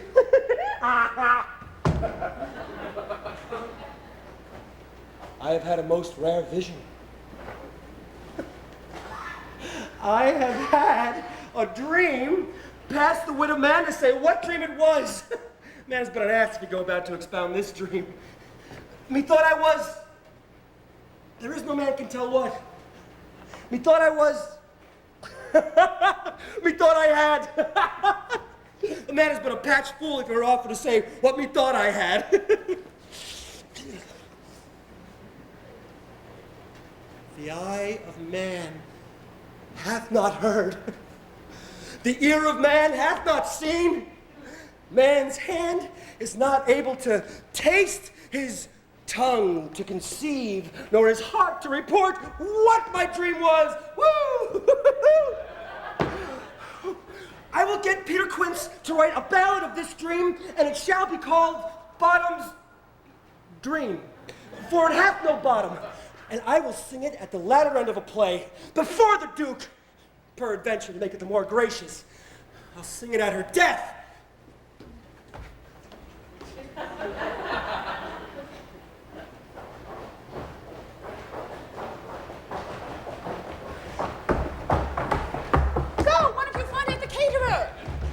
But soft. What nymphs are these? My lord, this is my daughter here asleep. This Lysander, this Demetrius is, this Helena. I wonder if their being here together. No doubt they rose up early to observe the rite of May. Yeah, but speak, Aegeus, is not this the day that Hermia should give answer of her choice? It is, my lord. Good morrow, friends. St. Valentine is past. Begin these woodbirds but the couple now. I pray you all, stand up! I know you two are rival enemies. How comes this gentle concord in the world? That hatred is so far from jealousy, to sleep by hate and fear no enmity? My lord, I shall reply amazedly, half sleep, half waking. As of yet, I truly cannot say how I came here. But as I think me, for truly what I speak. And now I think me, so it is. I came with Hermia hither. Our intent was to be gone from Athens, where we might, without the peril of Athenian law. Enough, my lord, you have enough. I beg the law. The law upon his head. They would have stolen away. They would, Demetrius. Thereby to have defeated you and me. You of your wife, and me of my consent that she should be your wife. My lord, fair Helen told me of their stealth, of this their purpose hither to the wood.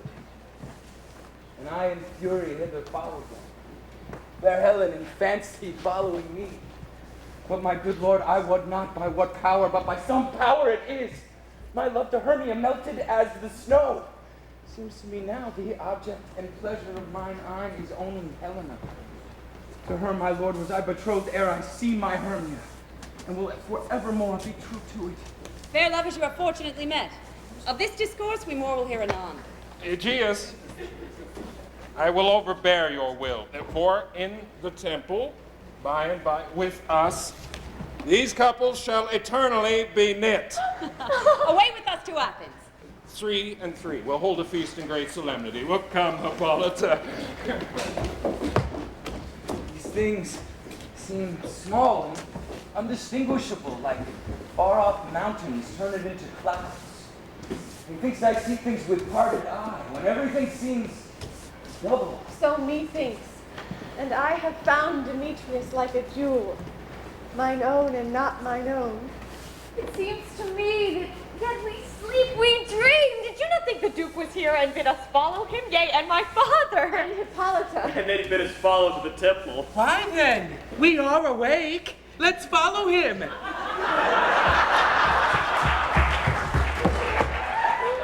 By the way, let's recount our dreams.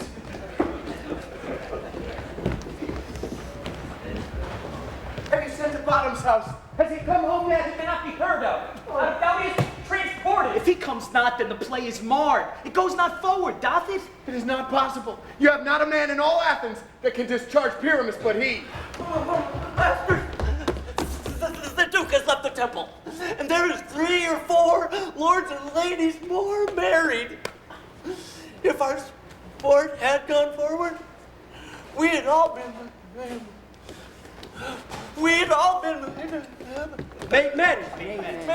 Oh, sweet Billy Battle!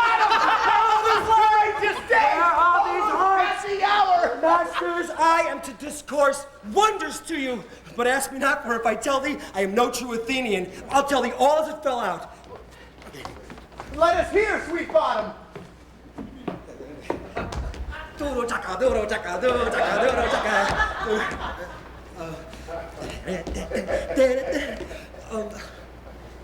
Hee-haw! Hee-haw! Not a word of me. I can tell thee that the Duke hath dined. Get your apparel together, meet presently in the green room. Every man look o'er his part, for the long and short of it is, our play is preferred! Yeah! In any case, let he who's playing Thisbe have clean linen, and let he who's playing the lion's part not pare his nails, for them to hang out as the lion's claws. Oh, and actors, dear actors, do not eat any onions or garlic. For we are to utter sweet breath, and I do not doubt, but to hear them say, it is a sweet comedy. Enough words! Away! Go away!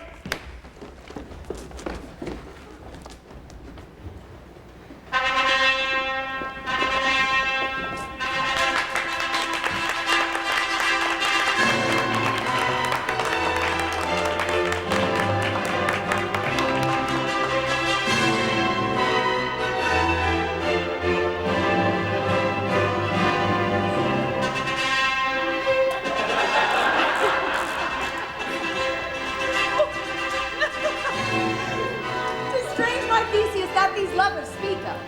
More strange than true. I never may believe these antique fables nor these fairy toys. Lovers and madmen have such seething brains, such shaping fantasies, that apprehend more than cool reason ever comprehends. Such tricks hath strong imagination, that if it would but apprehend some joy, it comprehends some bringer of that joy. Or in the night, imagining some fear. How easy is a bush supposed a bear? But all the story of the night told over, and all their minds transfigured so together, more witnesseth than fancies images, and grows to something of great constancy, but howsoever strange and admirable.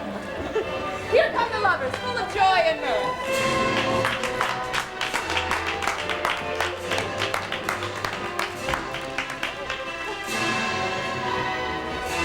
Joy, gentle friends. And joy and fresh days of love accompany your hearts.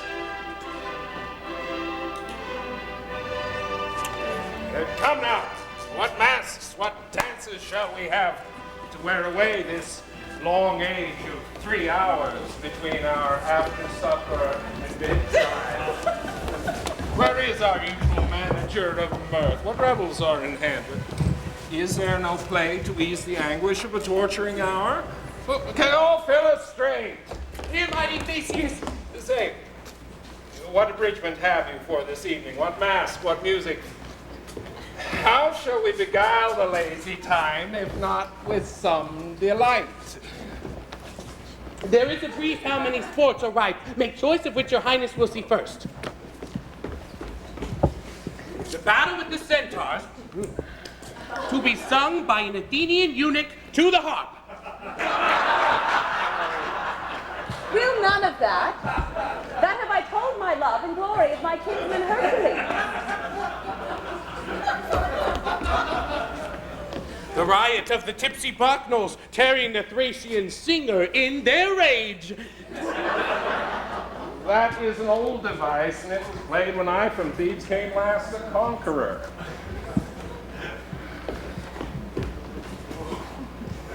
The thrice 3 muses mourning for the death of learning, late deceased in beggary. That is some satire, keen and critical, not sorting to a nuptial ceremony.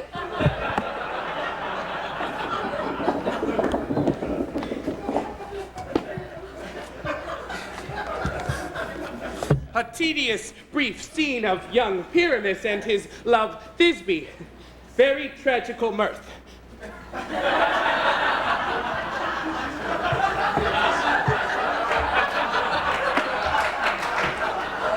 Merry and tragical, tedious and brief. That is hot ice and wondrous strange black snow.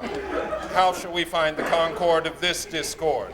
A play there is, my lord, some 10 words long.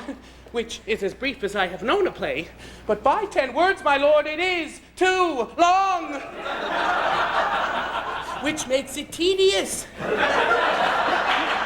For in all the play, there's not one word apt, one player fitted, and tragical, my noble lord, it is, for Pyramus therein doth kill himself, which, when I saw rehearsed, I must confess, made mine eyes water, but more merry tears the passion of loud laughter never shed. What are they that do play it? Hard-handed men that work in the theater here, which never labored in their minds till now, and now have toiled their unbreathed memories with this same play against your nuptial. And we will hear it. No, my noble lord. I have heard it over, and it is nothing in the world, unless you can find sport in their intense, extremely stretched, and conned with cruel pain to do you service. I will hear that play. For never anything can be amiss when simpleness and duty tender it. Go! Bring them in. And take your places, ladies. I love not to see wretchedness or charge, and duty in his service perishing. Why, gentle sweet, you shall see no such thing. He says they can do nothing in this kind. Well, the kind are we to give them thanks for nothing. Our sport shall be to take what they mistake. And what poor duty cannot do, noble respect takes it in might, not merit. Where I have come, great clerks have proposed to greet me with premeditated welcomes, where I have seen them shiver and look pale, make periods in the midst of sentences, throttle their practiced accent in their fears, and in conclusion, dumbly have broke off, not paying me a welcome. Trust me, sweet. Out of this silence, yet I picked a welcome, and in the modesty of fearful duty, I read as much as from the rattling tongue of saucy and audacious eloquence. Love, therefore, and tongue-tied simplicity. At least speak most to my capacity. So please your grace, the prologue is addressed. Let me approach. If we offend, it is with our good will that you should think. We come not to offend, but with goodwill, to show our simple skill, that is the true beginning of our end. If we offend, it is with our goodwill that you should think. We come not to offend, but with goodwill, to show our simple skill, that is the true beginning of our end. And will offend, skill, we show true, but come with our beginning.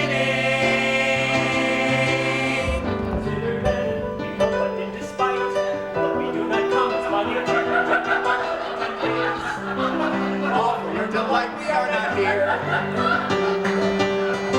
That you should hear it when you the actors are at hand.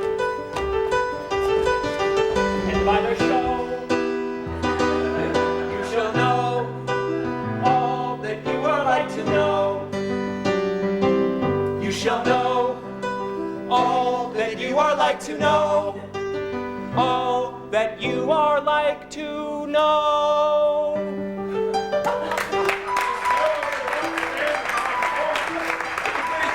Like a rough colt, he knows not to stop. Now, the speech was like a tangled chain, nothing impaired, but all disordered. Who is next?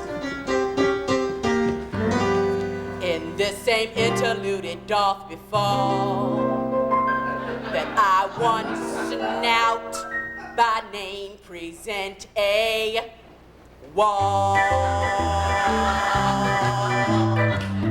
And such a wall as I would have you think, that had in it a crannied hole, or chink, through which the lovers, Pyramus and Thisbe. No, I just think they're gonna kill that. Pyramus and Thisbe. Could you say that just one more time? Pyramus and Thisbe. Yeah, that's what I thought you said. Did whisper often, very secretly.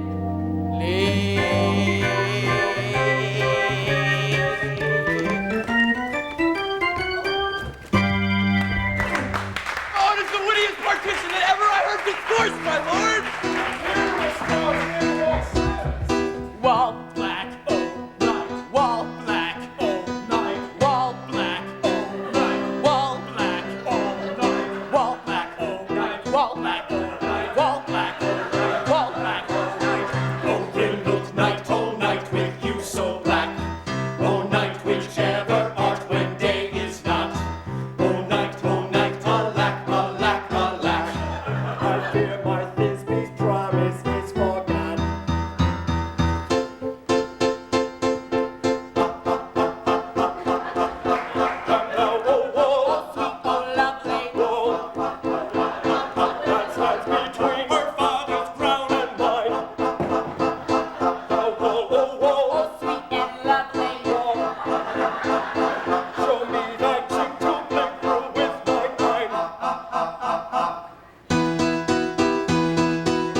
Thanks, courteous Walter, she'll be well for this. But what see I know Thisbe do I see? Thou wicked Wolfe, through whom I see no bliss. Cursed be thy stones for thus deceiving me. Whoa! The wall, methinks, being sensible, should curse again. No, sir. In truth, she should not.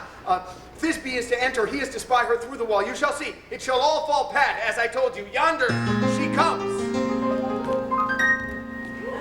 O wall full often hast thou heard my moans, for parting my fair Pyramus in me. My cherry lips have often kissed the stones, thy stones with lime and handed up in thee.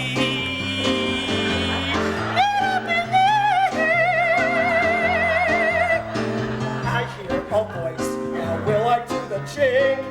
To spy it, I can hear my Thisbe's face. Thisbe, my love, thou art my love, I think. Think what thou wilt, I am thy lover's grace. I like your manner and I trust thee still, And I like hell until the fates me kill. Now Shep belongs to progress was so true, as Shep belongs to progress, I to you. Oh, kiss me true, the whole of this foul wall. I kiss the wall so that should be sad. Wilt thou at me to meet me straightway? Tide left, tide deck, I come without delay. Out delay, out delay, yeah, all right. Thus have I wall my part discharged so, and being done thus wall away doth go.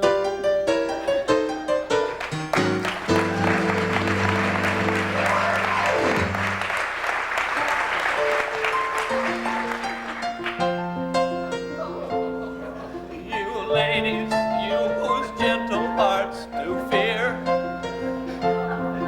the smallest monstrous mouse that creeps on floor,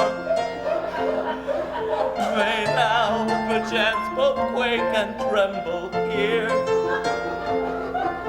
when lion rough in wildest rage doth roar. Then know that I am snug, as snug I am. A lion fell, nor else no lion stand. For if I should as lion come in strife into this place, 'twere pity on my life.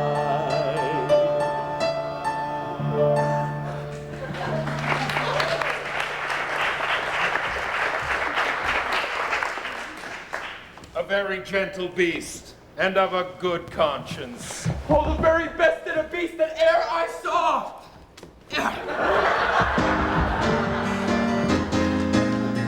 This is old Ninny's tomb, where is my love? Ninus, tomb, Ninus! Roar! Roar!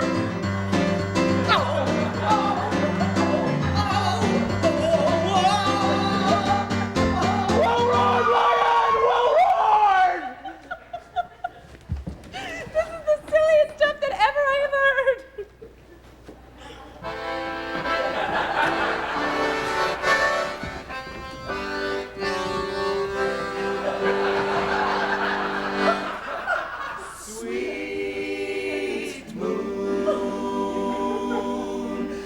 thank thee for thy sunny beams. I thank thee, moon, for shining now so bright. Sweet moon, for by thy gracious golden glittering gleams, I trust to take up truest is beside. Sweet moon, Sweet moon, I thank thee for thy sunny beams. I thank thee, moon, shining now so bright. Sweet moon, for by thy gracious golden glittering gleams, I trust to take up truest is beside. I trust to take up truest is beside. I trust to take up truest is beside. Sweet moon.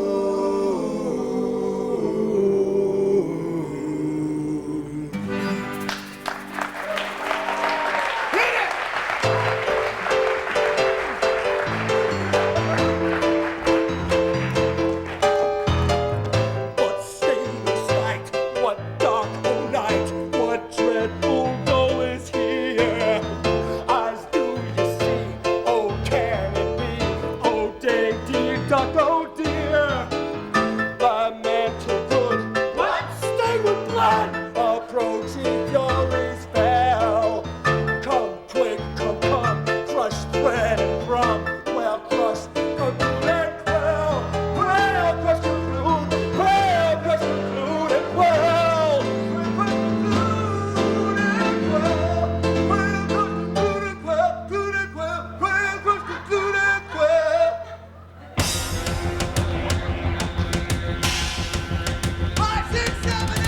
and wherefore nature is now lying free.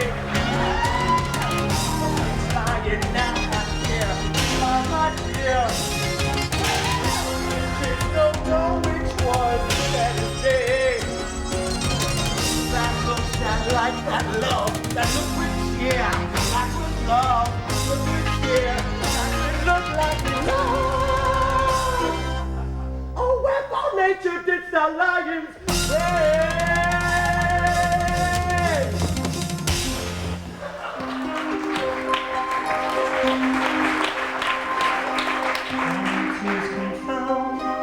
Outsworn moon, the path of Pyramus.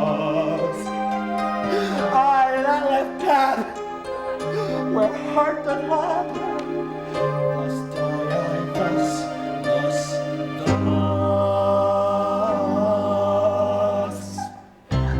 Now am I dead, now am I fled, my soul is in the sky.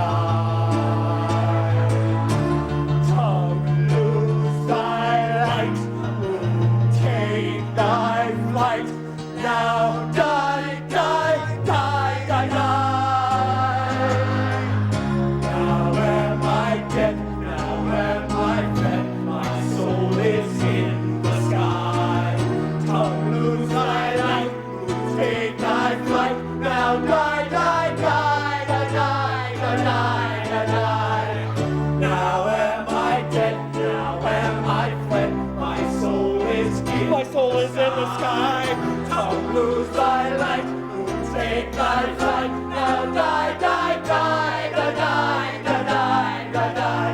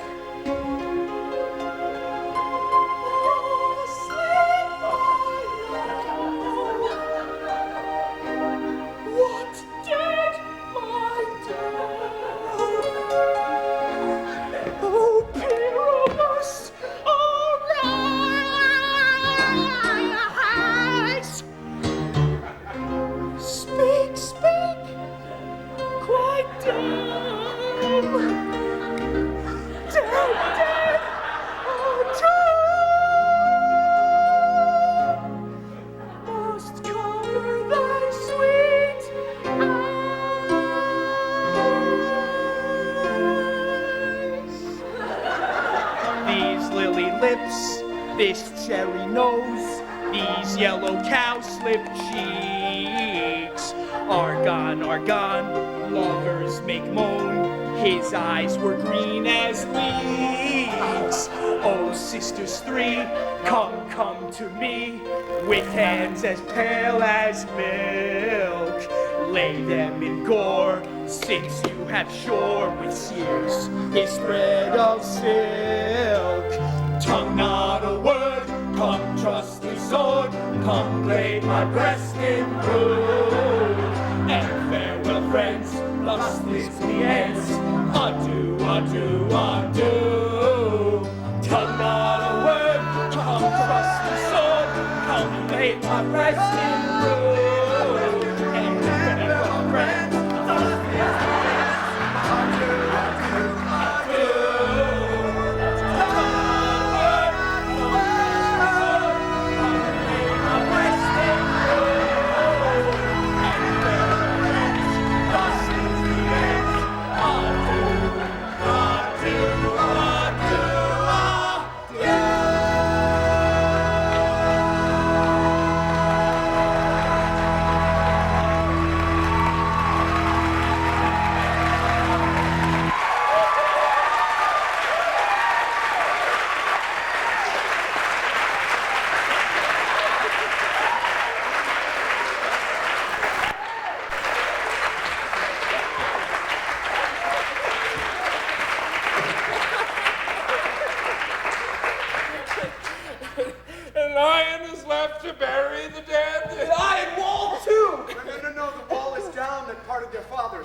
Will it please you to see the epilogue?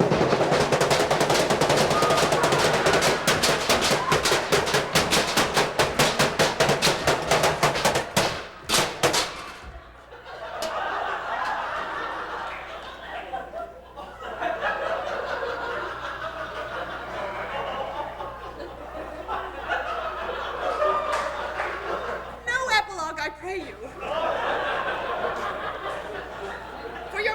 No excuse. Oh, never excuse. For when the players are all dead, there need none to be blamed. Harry, if he that writ it had played Pyramus and hanged himself in Thisbe's garden, it would have been a fine tragedy. And so it was, truly, and very notably discharged. Well, the iron tongue of midnight hath told 12. Lovers to bed! It's almost fairy time. I fear we shall outsleep the coming morn as much as we this night have overwatched this palpable gross play.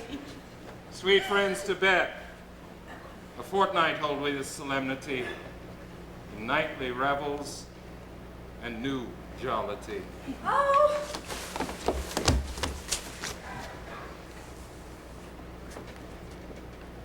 Huh.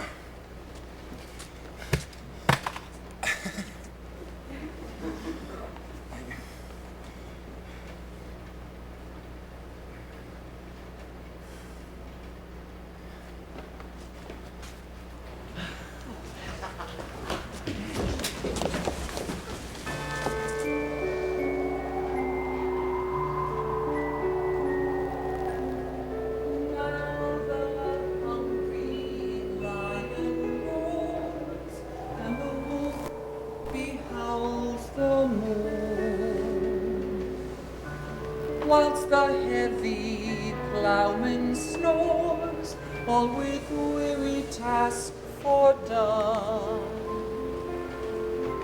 Now the wasted brands do blow, whilst the screech owl screeching low puts the wretch that lies in war in remembrance of a shroud. Now it is the time of night that the graves all gape Oberon lets forth his sprite in the churchway paths to glide. And we spirits that do run by the triple Hecate's tea, from the presence of the sun, following darkness like a dream. Now our frolic. Not a mouse shall disturb this hallowed house. I am sent with broom before to sweep the dust behind the door.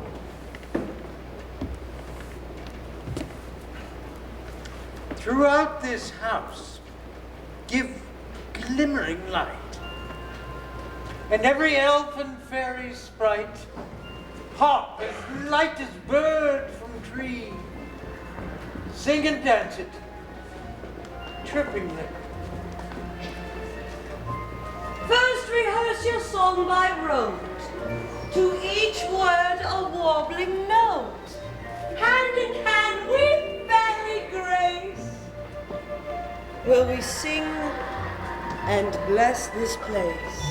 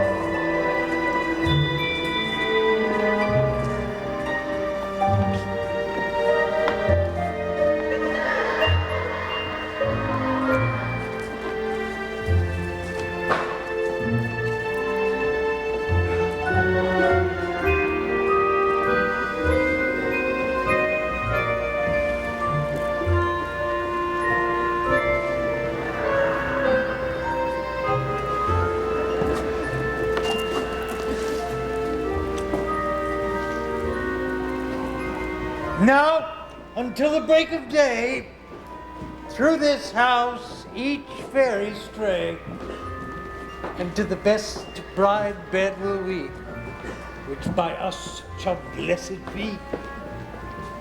And with this field dew consecrate. Each elf and fairy take his gates, and through each several chamber bless, throughout this palace with sweet peace, and the owner of it blessed, ever shall in safety rest. Skip away, make no stay, and meet me all by break of day.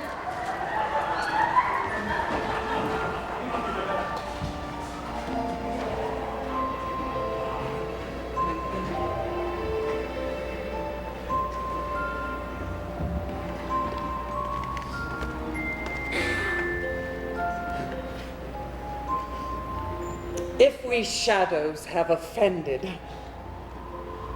think but this, and all is mended, that you did but slumber here while these visions did appear, and this weak and idle theme, no more yielding but a dream. Gentles, do not reprehend. If you pardon, we will mend, and as I am an honest puck, and we have unearned luck now to scape the serpent's tongue, we will make amends ere long. Else the puck a liar call. So good night unto you all. Give me your hands if we be friends, and Robin shall restore amends.